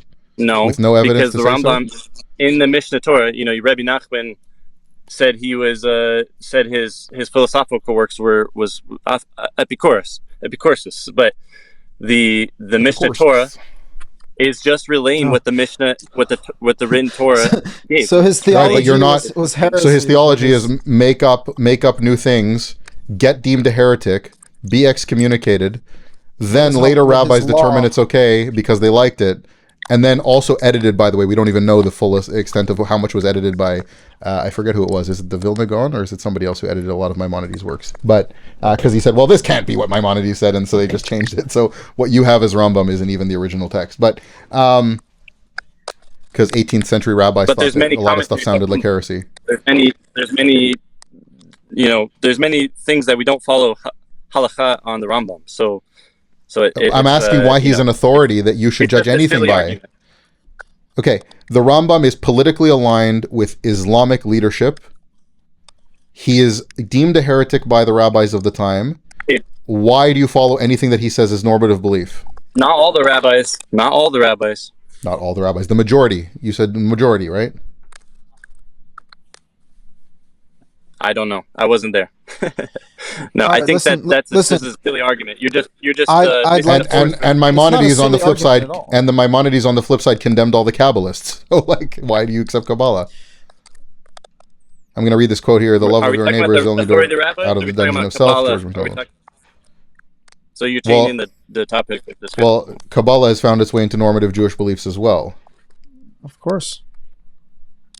Remember, all this stuff is ever evolving, and whatever your local rabbi tells you is the word of God, you believe it because you refuse to use your own brain and you just want to be following a convenient system that tells you how to think. The reality is you don't trust that the word of God is enough of a unification. When you ask me what is the unification for Israel, the answer is the word of God. The answer is the clear Torah laws that God says do not add or subtract, do not go to the right or the left from these. So they're not clear. God's not clear. God doesn't know how to talk. God's an idiot. He can't communicate with me. That's how you sound. No, that's why he gives authority to the judges. You and your fake system of rabbi, the judges of Israel, and the priests and the Levites. Hey, the Kohanim and the Levim. Understand. He gives authority to the priests and Levites. Okay, which already rules out your local rabbi, however you cut it. But the bottom line is that God has given us a very And the clear law, shofet. and God tells And the us, judge. and God tells us Judges to of follow 100, those judges laws. of 10. That doesn't mean that the Torah is not understandable, and doesn't mean that it's not enough common ground. Already, if we followed the literal words of the Torah, we would be way, way further Israel, along than we are he right hasn't now. actually That's why I answered a said- single question that we have about why these are authority That's claims what- are legitimate. Yeah, but again, He's the only fact ever that it made a provides you, whataboutism. I the did, fact but you that it don't like provides my you answer. That's why with you a kicked me out convenient twice. solution, You kicked me out the twice. fact, Okay, the buddy, fact that Yitzhak, I kicked you out twice and let you back in twice also. Okay, so don't play victim here. Okay. Yeah. Well, under Can I a just little say, different name. from the perspective of two people that grew up as Orthodox Jews, it doesn't seem to me, and I'd wager that Israel feels the same way, it doesn't even feel to me, and I feel bad actually for the audience who's watching. I also feel bad for the Jewish community at large, because I don't think that what you're saying is even representative of the Jewish standpoint. And I, as an Orthodox Jew in the past, would have been embarrassed to watch this. Well, 'Cause I'm sorry. I there's don't agree Jews with that, in but there's okay, Jews in you the chat feel who that. disagree with me, who think you're an embarrassment. Well, the thing is that no other. And I feel Orthodox bad Jew because has I feel like been on I feel like I'm strawmanning and misrepresenting Judaism by talking to you. To be totally frank. no other Orthodox Jew has been on this stream, so I'm trying to do my best. So listen, you are providing a convenient solution to a much bigger problem, which is we have certain doubts in law, therefore we're going to just take whatever the rabbi said as law. That's too convenient. If God is giving you a challenge, the answer is not avoid the challenge. If there are things that are not clear to you in the Torah, if there are things that are not clear to you in the Torah, we can have those conversations. The same way the rabbis had those conversations 2,000 years ago in the Talmud, we can continue that conversation. The problem is you don't want to have a conversation. You just want to appeal to authority. But it's a baseless authority. God gives authority to judges to implement his laws, not to your local rabbi to make up bullshit and pull it out of his ass, which is what they do. So this is the conversation we're having. I'm talking from a point of view where I can see that the courts are corrupted. I can see that the courts are actually non-existent. They don't have any real authority or any real power. So remember, you are an individual, you are an independent person, and your choice to follow the system of rabbinic law is your choice. No one's stopping you from doing that. We're having an argument as to what does the Torah actually require of you? And the answer is follow what is written. Israel, I found somebody with a more Jewish name than you in the chat. Malki Gold says absolutely Ashen Israel. So there's a Jew in the chat who thinks that you're embarrassing Judaism. Well, why are they not speaking then? Why am I the only one? Because it's an undefendable position. No, it's not. No, it's not. Because I'm defending it. There's a reason why. Israel, you just said that there are things in the Torah that are not clear. You just admitted that there are things that are not clear, and that's exactly the reason given. I admitted it.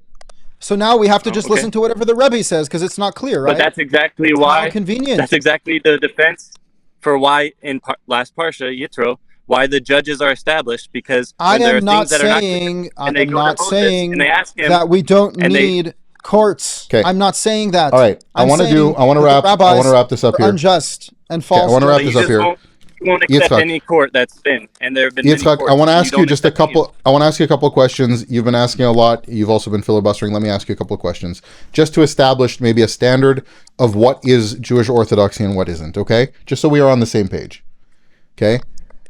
In order for a person who is a Gentile to convert to Judaism, according to rabbinic law, do they have to accept the authority of the rabbis and the Torah Shebaal Peh, the oral law?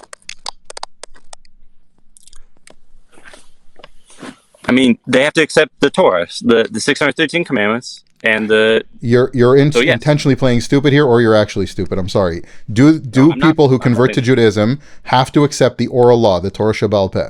And if you don't know what that term is, I don't even know why you're here. They have to accept the Torah, so that includes the Torah Shebiksav and the Torah Shebaal Peh. Okay, so if they don't accept the Torah Shebaal Peh, they're not a valid convert, correct? I'm not so. You don't know fundamentals of Judaism, and you're debating Orthodox Judaism here as a valid claim. I mean, you don't know the very basics. No, I know that I would say yes, essentially yes. Yeah. Yes, but they have to. But okay. Is there the standard for conversion is not so high? Okay. They have to accept the oral Torah along with the written Torah, correct? Essentially, yes. See, that's obvious from a rabbinic point of view. Okay, that was incredibly difficult for the most simple question that you could be asked as a Jew. Okay, next question. Now, Next question. do rabbinic ordinances supersede written Torah commands? In what way? What do you mean by supersede? Can a rabbinic obligation take precedence over a biblical obligation? When you have two conflicting things. No. Okay. That's why we say mitzvahs deraisa and mitzvah derabanan. Right. That's why we Deoraita, for separate. anyone listening, deoraita means from the written Torah, derabanan means from the rabbis. There is a clear category distinction in Jewish Orthodoxy. A derabanan, a rabbinic ordinance, cannot supersede a biblical ordinance when there is a conflict. Not necessarily a contradiction, but even when there's certain conflict in which thing is to be done first or so on. Okay, so now, is there a biblical deoraita injunction to treat the convert with respect and treat them well? Yeah, absolutely. 36 times, 36 places. Perfect. It says in the Torah. Now, let me give you an example. A convert to Judaism accepts the oral Torah and is converted legitimately. If they were to apostatize, do they stay a Jew? Yeah, they do. Correct. Okay, according to Orthodox Judaism, obviously.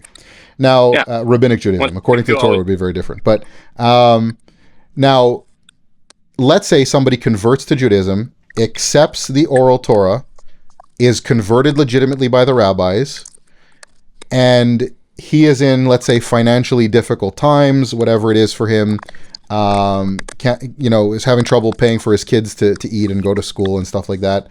And he is given a job by the community as a mashgiach, which means observing Jewish kosher laws and making sure the food is kosher.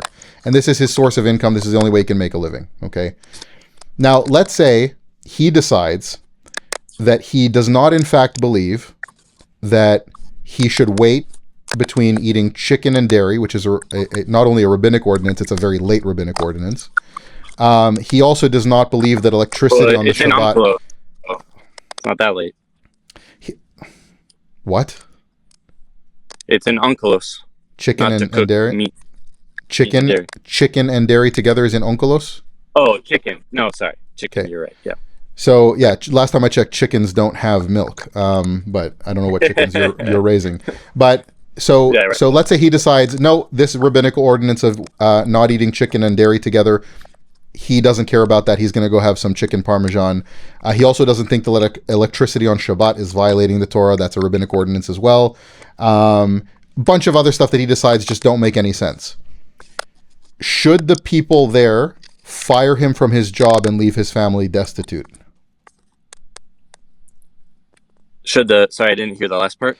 Should he be removed from his position as a mashgiach, and should he be ostracized from the community until he keeps Jewish normative beliefs and practices? I personally don't think so. I don't think so. I'm not asking your opinion. I'm asking what the legal ruling of the Jewish community is. I'm not knowledgeable enough to know the legal ruling on that. You don't know what the ruling on that would be? You don't know that. You don't know that to be a mashgiach, you have to be a Shomer Shabbos Jew according to rabbinic law. Whoever goes that's against the consensus of the rabbis is. You didn't say Shomer Shabbos. But if he I uses said he's electricity, violating he's not- rabbinic. I said he's violating rabbinic ordinances about the Sabbath. Oh, I thought you said something No, else. he's now violating rabbinic ordinances on the kosher and the Sabbath. Do you think he should be ostracized Right, from so the Jewish that's- community until he believes it? Do you think people should stop eating at his house and stop eating at restaurants Like I where he's said, a mashgiach?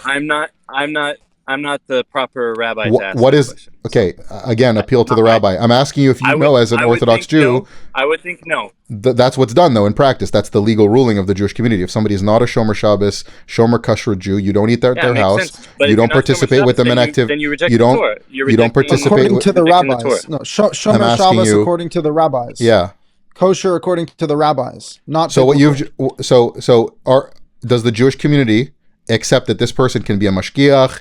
You can eat at their house. You can have them do things in the shul for certain religious purposes. Could you It's like participate asking them in the if, Jewish community? No, they're ostracized. They're It's like considered, you're not Shomer yeah, Shabbos, but you're not Orthodox, you don't get to be part of the community in that way as a good member of good standing as a Shomer Shabbos Jew, right? That's it's the like in asking practice. if an openly gay priest can serve mass. It's Oh, the of same. course. It's the same. Can you answer? Yeah. Hold on a second. Can you answer the question, please? Yeah, I just Did did. you I just said equate it violates eating the precept. chicken and milk together to fucking a man in the ass? Is that really what just happened in your retarded Well, Orthodox That- worldview? hold on a second. No, I'm just saying. One second. I'm not Can you saying answer it's the same, question? but Does it's the like Jewish saying community? Does the Jewish someone community? who- No, please answer the question. Does the Jewish community ostracize people, especially from roles as like a mashgiach or a rabbi or whatever else it is, if they don't keep rabbinic law on the Shabbat or kosher? I already answered. I already told you. Yes, they are my ostracized. response. Correct? I don't know. I haven't. You don't know? So What Jewish community are you living in? All right, man. Like, Okay. It's very The clear fact is, that- the fact that's is, the a reason very you won't specific answer. case. The fact is, the Very reason you won't specific answer is because you would have to admit that the rabbinic ordinances about chicken and milk supersedes in the Jewish mind today the biblical ordinance of respecting the convert. No, I don't. I don't concede that. I don't concede that. So. Yeah, my You audience don't doesn't like concede your anything. language, Israel. You're giving I'm the sorry. least charitable interpretation of a very specific. It's not the least circumstance charitable. which- It's not the least charitable. It's the Yeah, orthodoxy. It's it's the least orthodox charitable to stance. Judaism. It's the orthodox stance. all right, go It's the Orthodox ponder Jewish stance. on why You the can't righteous sit judges- there and tell me and sorry. Israel, I just- who grew up in the Orthodox Jewish community, that is not the stance. In fact, Listen, you man, as I a just Baal told Tshuva you. probably know that. We gave you Even enough not a food for convert. thought for you to go ponder why you think that rabbis who make judgments about not mixing chicken and milk together are somehow the fulfillment of men of truth who hate greed, who don't take bribes, and who give judgments of truth in accordance with the word of God, But which it- is the but standard one- for but one judges in is the not- Torah. one is not- Hey, shut up for a split second. Explain to me how these Oh, idiot rabbis who are making up such nonsense are somehow a fulfillment of the biblical judges of the Torah. Because they're not. They're the furthest thing from it. I'm telling you right now that you are looking for a convenient authority to rely upon when Ash just demonstrated to you how hypocritical and stupid the rabbinical authority is and their laws are. They have no basis and no bearing on the Torah. And they're a complete mockery. They're a complete mockery of the religion that made God up intended. You just made up an imaginary case of a very specific situation. I made up an imaginary case. I'm talking about Wasn't legitimate imaginary at all. circumstances. I'm talking about a mashgiach that I know Did that this was happen? fired. Did this happen? Oh, there you go. Okay, it well, happened. But the thing we just said. I Though, used that if to be a someone's not Shomer mashgiach. Shabbos, Like I know some people that if this someone's actually not Shomer happened to. Shabbos, then they reject the Torah. Then they I reject asked No, no, no. you. the Torah. I clarified According to the rabbis. rabbinic ordinances, and you said if they don't keep those rabbinic ordinances, then yes, they would be ostracized from those positions. They must be. That's the Orthodox Jewish standpoint, Because they which reject the Torah. supersedes. Because But they if they're a reject the Torah. convert, that would supersede the written Torah. You promised at the beginning of this that the oral Torah does not supersede the written Torah. Like I said, it's a very specific circumstance, imaginary one. I don't. And I'm sorry like again. I said, I apologize. Have you ever? One second. I apologize to If the you Jewish really community in disprove- general because this Amaretz, as they're called, doesn't actually know the Jewish standpoint on anything. It One seems. second. I find this to be hilarious that you are faulting Ash of giving you a niche, random, made-up scenario when the Talmud is only the most niche, absurd, random, made-up scenarios. made-up scenarios. That is the entire Talmud. You clearly haven't even read it. The ridiculousness of the laws that the rabbis talk about, the insane scenarios that they create, pretending again that all of their ridiculous opinions are the word of God. There is no basis for that historically, logically, scripturally. You are following a dead system of false, invisible authority from 2,000 years ago. Give it up, use your brain, read the book, and try to communicate with God and not go through some rabbi to tell you what to do every second of your life. like the Catholic Church.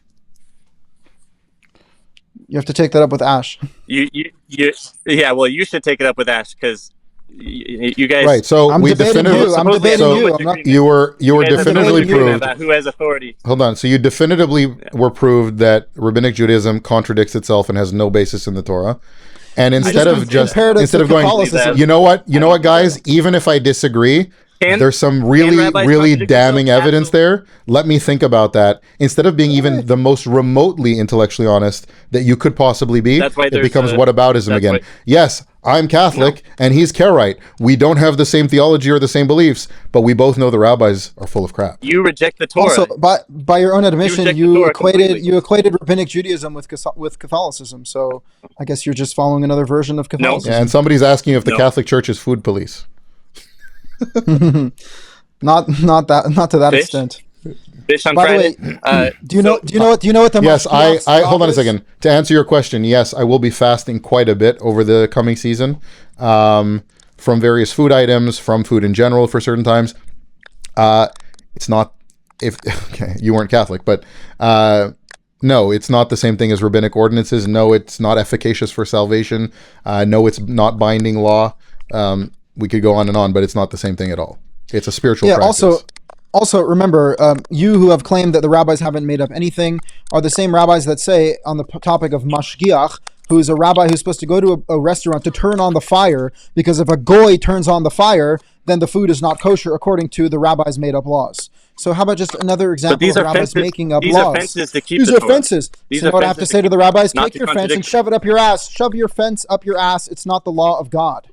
Yeah, who gave them the right to make fences that are sounds very legally godly. binding forever? That's a very godly thing for you to say. Oh, I'm You're sorry. playing Is my you're playing profanity- victim. Is my profanity offending you? I guess I'm not playing angry victim. like Jesus. I don't give a shit what you say. Answer my argument. Well, I think Where does the it's Torah hypocritical say of you. that non-Jews are not allowed to turn on your fire? That sounds like non-Jew hatred to me. I think it's that you are in hypocritical full support to of. attack me and not to attack the Catholic Church and following I'm your not rabbis and debating. making I'm not yourself debating into a rabbi. Catholicism right now. I'm debating Rabbinic Judaism. So don't deflect. You make yourself a rabbi. You make the Catholic Church a rabbis. You are Rabbinic Jews. You interpret the Torah the way you want to, not the way it's always been Yes, done by people I'll who know much better than I'll concede your point that the Catholic Church is the correct fulfillment of rabbinic Judaism. Yeah, those are your rabbis. So Okay. that's why the Pope wears a kippah, because he's your rabbi. Okay. No one's saying that anything's wrong with making up your own readings of the Torah. We're all here to read the book and have the conversation. I want to have a conversation with But you, you and you want attack- to tell me. You And you want to tell me. Orthodox You want to Jews for keep the way they keep the Torah, but Orthodox Yeah. Jews that is because very they claim hypocritical. that they That's very claim hypocritical. that their interpretations are binding law. Their interpretations, which are demonstrably not in the text at all. They have no vague even connection to Well, the text. You like claim that, what order but you're I don't supposed agree to. with that. You don't agree claim with that? but I don't agree. You don't agree that the Torah says nothing about tying your right shoe and then your left shoe and then your right shoe, or cutting your nails and skipping the How fingers? do you know? How do you know it doesn't say anything about that? How do I know it? Because I read it. Genius. Have you read the 5 books of Moses? Where does it talk Okay, about but how what's to cut wrong your with nails doing it? There's and how nothing to wrong tie- with doing it. So why are you I attacking told you Jews for what's doing wrong it? with it. I told you what's wrong with it. What's wrong with it? Why are you is attacking your tremendous. brothers when there's I much will- bigger Eish problem? bechol moshvoisechem beyoim hashabos. And from that we you will guys derive like- that you can't turn on your phone. That you can't turn You guys on like to electricity. pick on the minority. You guys like to pick on the I minority. like to pick but on the minority. Jews What are you have talking a about? lot- I like a to lot pick on the We minority. have a lot of enemies. We have a Are lot you of people playing? that hate us. Oh, so that makes it And- true. and you So that wanna- makes rabbinic Judaism true. Anti-Semitism. So that makes rabbinic Judaism No, I true didn't say because that. I didn't people even use that target word. Jews. Okay, Because people I don't target wanna- Jews, I don't that wanna- makes I don't rabbinic want this Judaism to true. become, We're both I don't want this Jews. to become We attack. are We're both literally Jews who have Jews. at some point been victims of anti-Semitism. Yeah. Like, what are you Yeah. on So about? why does that is have anything to this do with the your- rabbis why are is this your true? life's mission to attack Jews for how they That's keep not the my Torah. life's They- mission. That's not That's my not life's Asher's mission. They life want to mission. keep the Torah. Our life's They want to mission keep God's is- word. Okay. God forbid. I already God told forbid. you my criticism is very clear. Claiming that your interpretations, which have no evidence in the text whatsoever, to be binding You say law that, that but I everyone don't has to agree with follow. Yeah, by the way, where does- Israel is actually have- in the minority we because have- Karaite Jews are the smallest, Exactly. It's one of the smallest tiniest religious minority. religious groups in the world. So technically, you're attacking the Yeah. minority. Yeah. Well, Absolutely. you're joining with the majority of Christians, Catholics, to No, attack Orthodox I'm Jews. not. I'm not Christian. I'm having a conversation with a Catholic man, so Ash now Maiz I'm is Catholic. Yeah, I'm not Catholic. You're joining with I'm that having a Catholics conversa- to attack Orthodox Jews for what they Okay. believe. No, when they we're wanna inviting keep you the to a Torah. conversation to try to demonstrate that rabbinic Judaism is correct. which you have failed to do miserably. Worse than anyone I've ever met, by the way. Well, no one else has been on the podcast. I've had other people come on in other Orthodox streams. Jews been on here. Okay, I hope so, because I don't. When there's Yonasan Perry, who was in the chat, by the way, Rabbi Yonasan Perry, who was in the chat, has sent me emails comprising 5 or 6 sentences that have done a better job than everything you've said in the entirety of the conversation. Well, great. Okay, great. Also, you should wonder why your rabbi saviors make you an ignoramus in rabbinic law debate 2 men on the internet when they won't do it themselves because there's too big of a coward. For the record, I've invited in their yeshiva. I've invited several people to have the discussion and turned down. Of course. Yeah, they're cowards. I've spoken to Orthodox rabbis who say, I can't go on the camera. I'm afraid of the camera. I'm a little bitch. I'm just going to go terrorize people in my little secret shul and control their lives, but I can't actually make my case in a public forum. So yeah, it's very clear. You're the one who has to go do their dirty work. You say there's no evidence that for why Jews keep the Torah the way they keep the Torah, but there's every shul is full of libraries of books explaining why we keep the Torah the way we keep the Torah. Every kid's library is full of Curious George books and Cat in the Hat. Let me overwhelm you with books, and therefore it's true. I'll just fill 10,000 books with ChatGPT. Now it's true. Which is the first book ever written that makes the claims that you're making? Which claim are you referring to? The authority of the rabbis. Which book?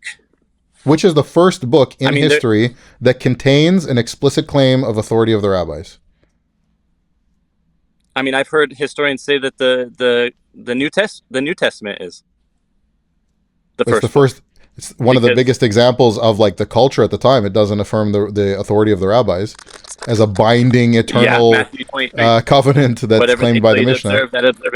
Again, I debunked that right at the beginning of the conversation the first time you came on. You did not debunk it. Yeah, you could also watch my live stream on it, by the way, where I went through the entire chapter. But you're picking 3 verses out of the context of the rest of the chapter, where he says that the people who follow them are a different religion.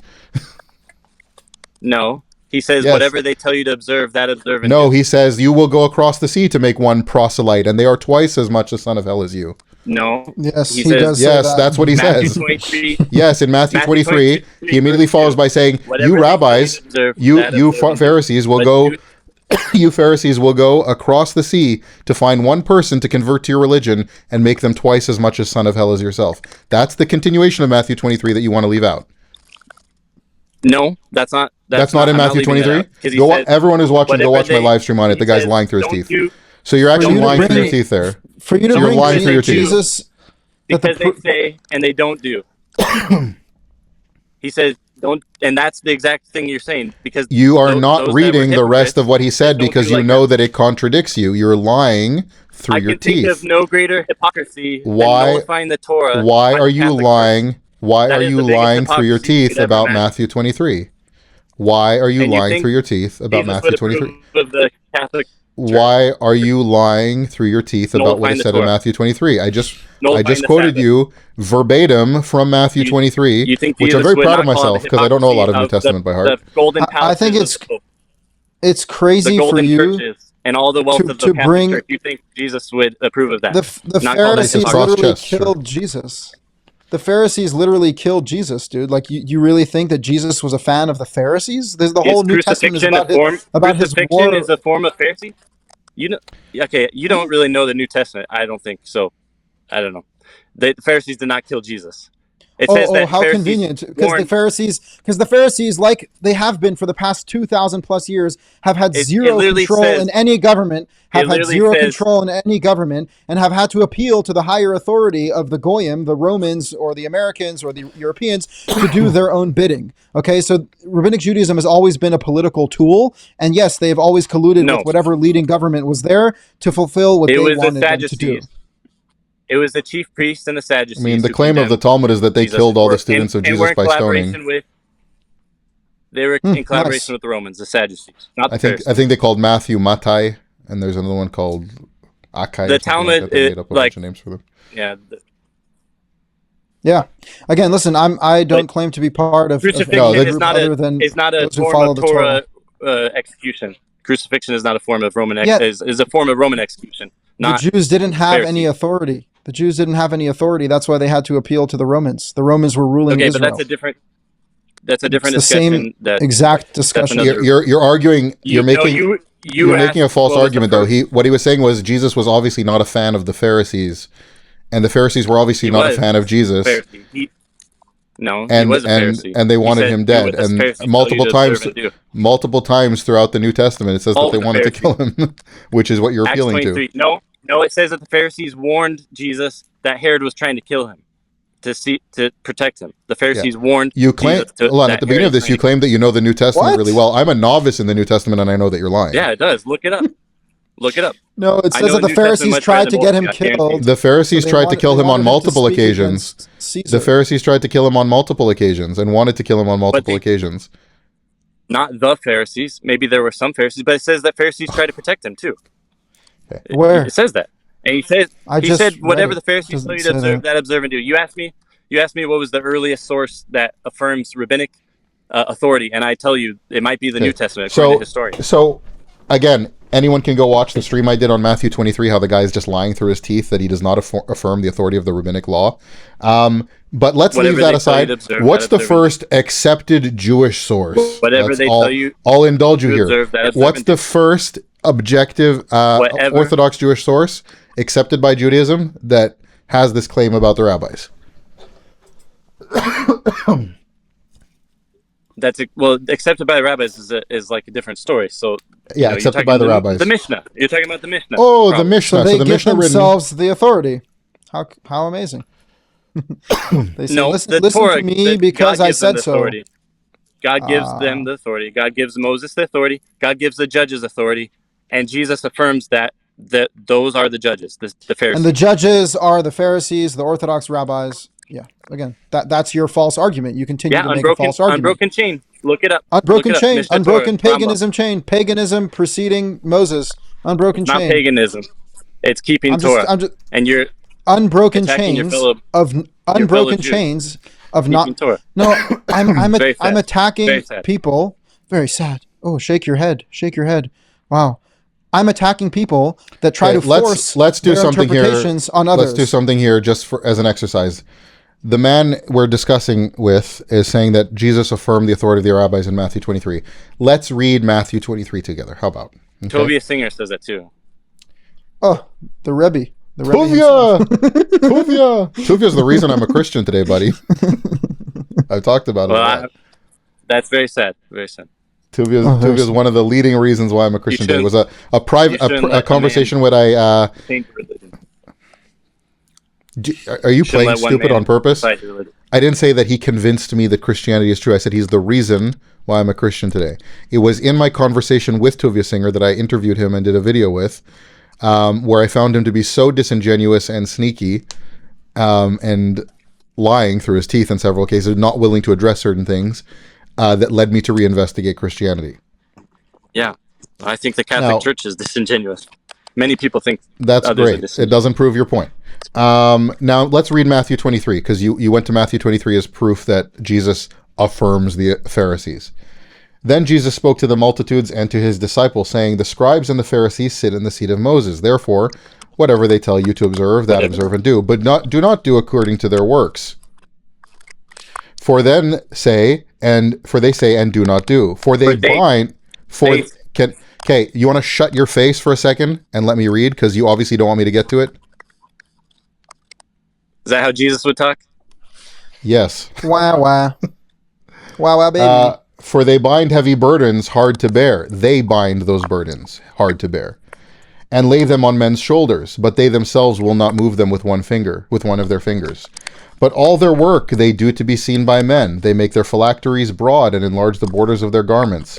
They love the best places at the feasts and the best seats in the synagogue. This is like, by the way, reading about modern Judaism too, by the way. Greetings in the marketplaces. They like to be called by men, Rabbi, Rabbi. But you do not be called Rabbi, for one is your teacher, the Christ, and you are all brethren. Do not call anyone on earth your father, for one is your Father, he is in heaven. And do not be called teachers, for one is your teacher, who is Christ. But he who is greatest among you shall be your servant, and whoever exalts himself will be humbled, and who humbles himself will be exalted. But woe to you, scribes and Pharisees, hypocrites, for you shut up the kingdom of heaven against men. For you neither go in yourselves, nor do you allow those who are entering to go in. Woe to you, scribes and Pharisees, hypocrites, for you devour widows' houses, and for pretense make long prayers. Therefore, you make the long prayers. Therefore, you will receive greater condemnation. Woe to you, scribes and Pharisees, hypocrites, for you travel land and sea to win one proselyte. What is a proselyte? Can we define that? Somebody who you convert to your religion. And when he is won, you make him twice as much a son of hell as yourselves. Woe to you, blind guides, who say, whoever swears by the temple, it is nothing, but whoever swears by gold of the temple, he is obliged to perform it. Fools and blind, for which is greater, the gold of the temple or that sanctifies the gold? And whoever swears by the altar, it is nothing, but whoever swears by the gift that is on it, he is obliged to perform it. Sorry, I read that twice. Therefore, he who swears by the altar swears by it and all things on it. He who swears by the temple swears by it and by whom who dwells in it. And he who swears by heaven swears by the throne of God and by him who sits on it. Woe to you, scribes and Pharisees, hypocrites, for you pay the tithe of mint and anise and cumin, and have neglected the weightier matter of the law, justice and mercy and faith. These you ought to have done without leaving others undone, blind guides who strain out a gnat and swallow camel. I'll read that again. These you ought to have done. I'll read that. I'll read that again. For you pay tithe of mint and anise and cumin, and have neglected the weightier matters of the law, justice, mercy, and faith. Yeah. Faith above the ritual laws. Again, you should hold on a second. Let me finish here. Woe to you, scribes and Pharisees, hypocrites, for you cleanse the outside of the dish and cup, but inside they are full of extortion and self-indulgence. Blind Pharisee, first cleanse the inside of the cup and dish, that the outside of them may be clean also.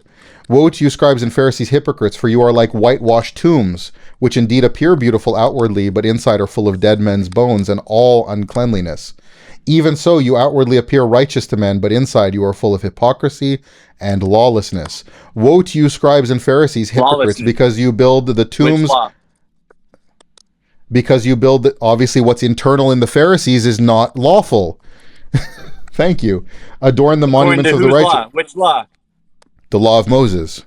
The Pharisees' law is lawless. The Pharisees' law is unlawful by the law of Moses. That's not what he says. He says, whatever they tell you to observe, that observe. Whatever they tell you observe, when they're sitting in the seat of Moses. And then he goes on an entire conversation about don't listen to the Pharisees' traditions and their nonsense. The authority of Moses, they have. Only when discussing the law of Moses. And then the rest of the chapter, 2 verses about listening to them when they teach the law of Moses, and then 30 verses about how the Pharisees are full of crap.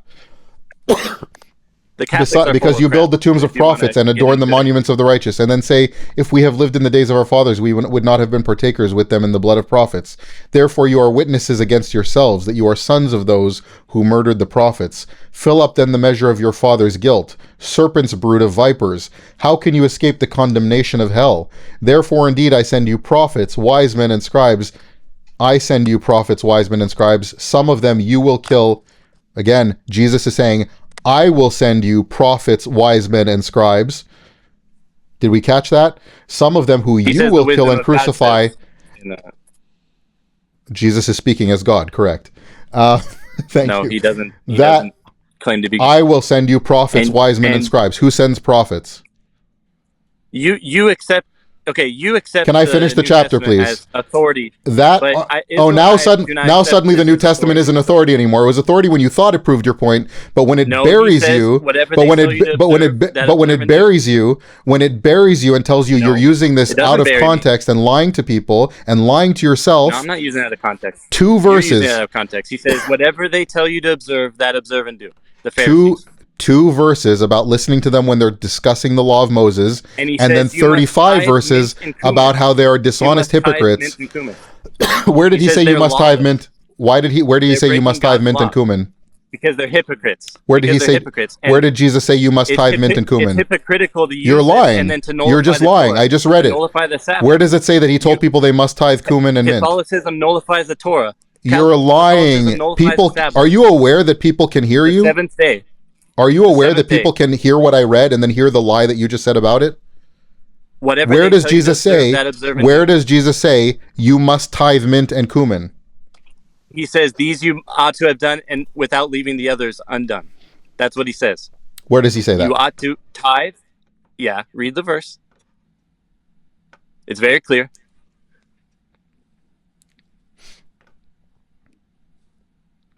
But you think that this nullifies the Torah.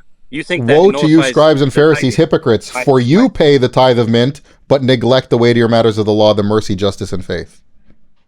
The next part. Read the context. These you ought to have done without leaving the others undone. Yeah, without leaving tithing undone. Right, but the weightier thing is the justice, mercy, and faith. He's saying those Yeah, supersede absolutely. all the ritual laws you're doing. That's what Judaism teaches. These Not are the in- weightier matters. of the law. some elements of Judaism teach similar things, correct. It's not in practice, though. Pharisaic Judaism. Does not practice What he that, says what we it must preaches. observe and follow.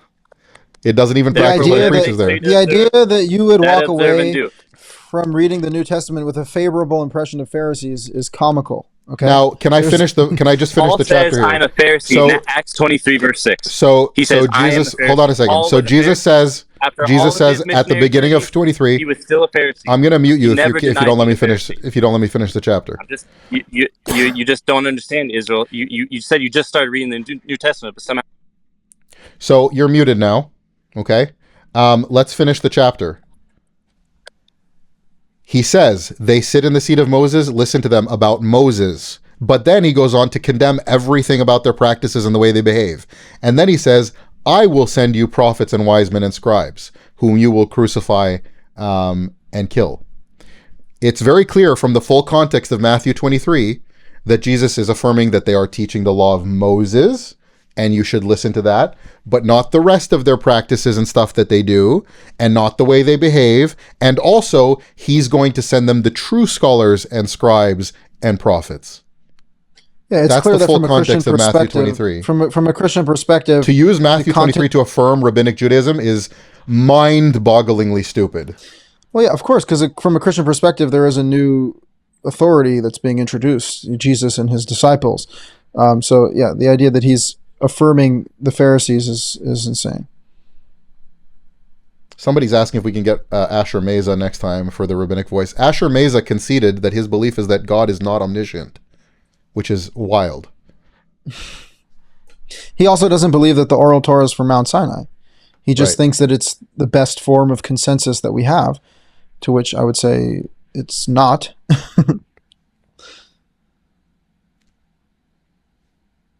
So he says, regarding Matthew 23, we should obey authorities out of respect for their position, but don't go against your conscience.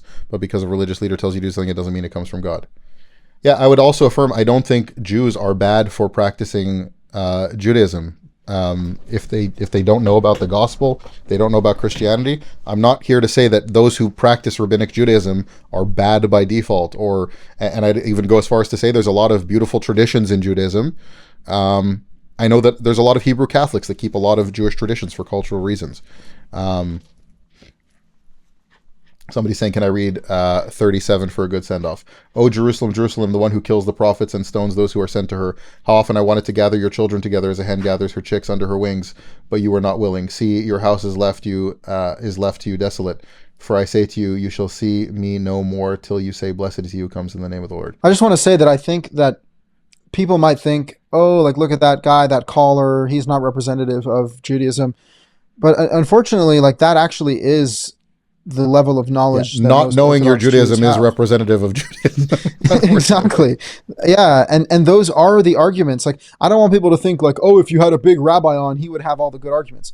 Those are the arguments. The arguments are, believe us because we said so. We are the judges. We tell you what to do. You have to follow us. And that's not a reasoning. It's just not. The reality is that the system of the Torah is given over to Israel, and there is a vision where we're governed by just courts who are implementing God's law, not who are fabricating their own laws in some exiled time. And if you want to read what the Torah has to say about an exiled Israelites' obligations, read Deuteronomy 4:29. Read Deuteronomy chapter 30. Okay, what you're looking at is return to God from the place that you're in, wherever you're spread across the world.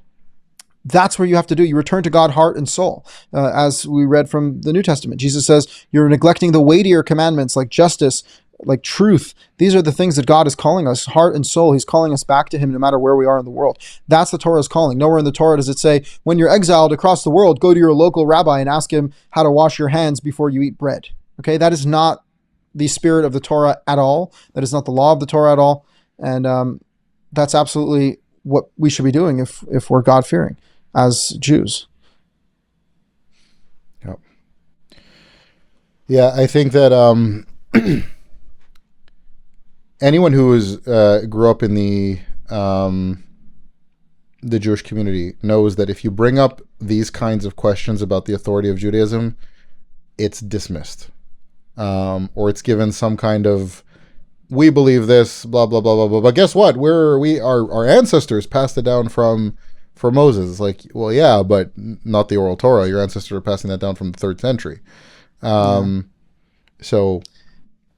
Oh, I want to call people to read Leviticus 26 as well, which explicitly says you should confess your sins and the sins of your fathers. So this idea that just because your fathers preceded you, therefore they are perfect. I mean, God remembers the sins of the fathers on the sons. Like the fathers sin, the idea that just because people came before us, they're somehow greater than us, as we pointed out to the caller, the unbroken chain of rabbinic law, also the unbroken chain of paganism and the unbroken chain of Satanism, right? So the unbroken chain, the established institution, the majority, all of these appeals to authority and majority are actually in opposition to the Torah, which is an appeal to truth and godliness above all.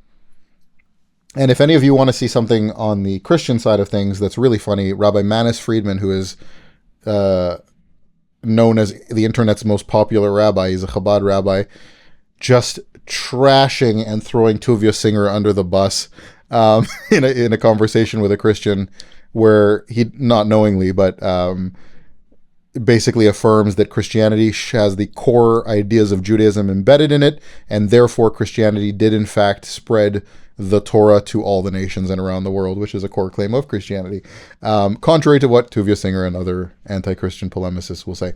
So really interesting there.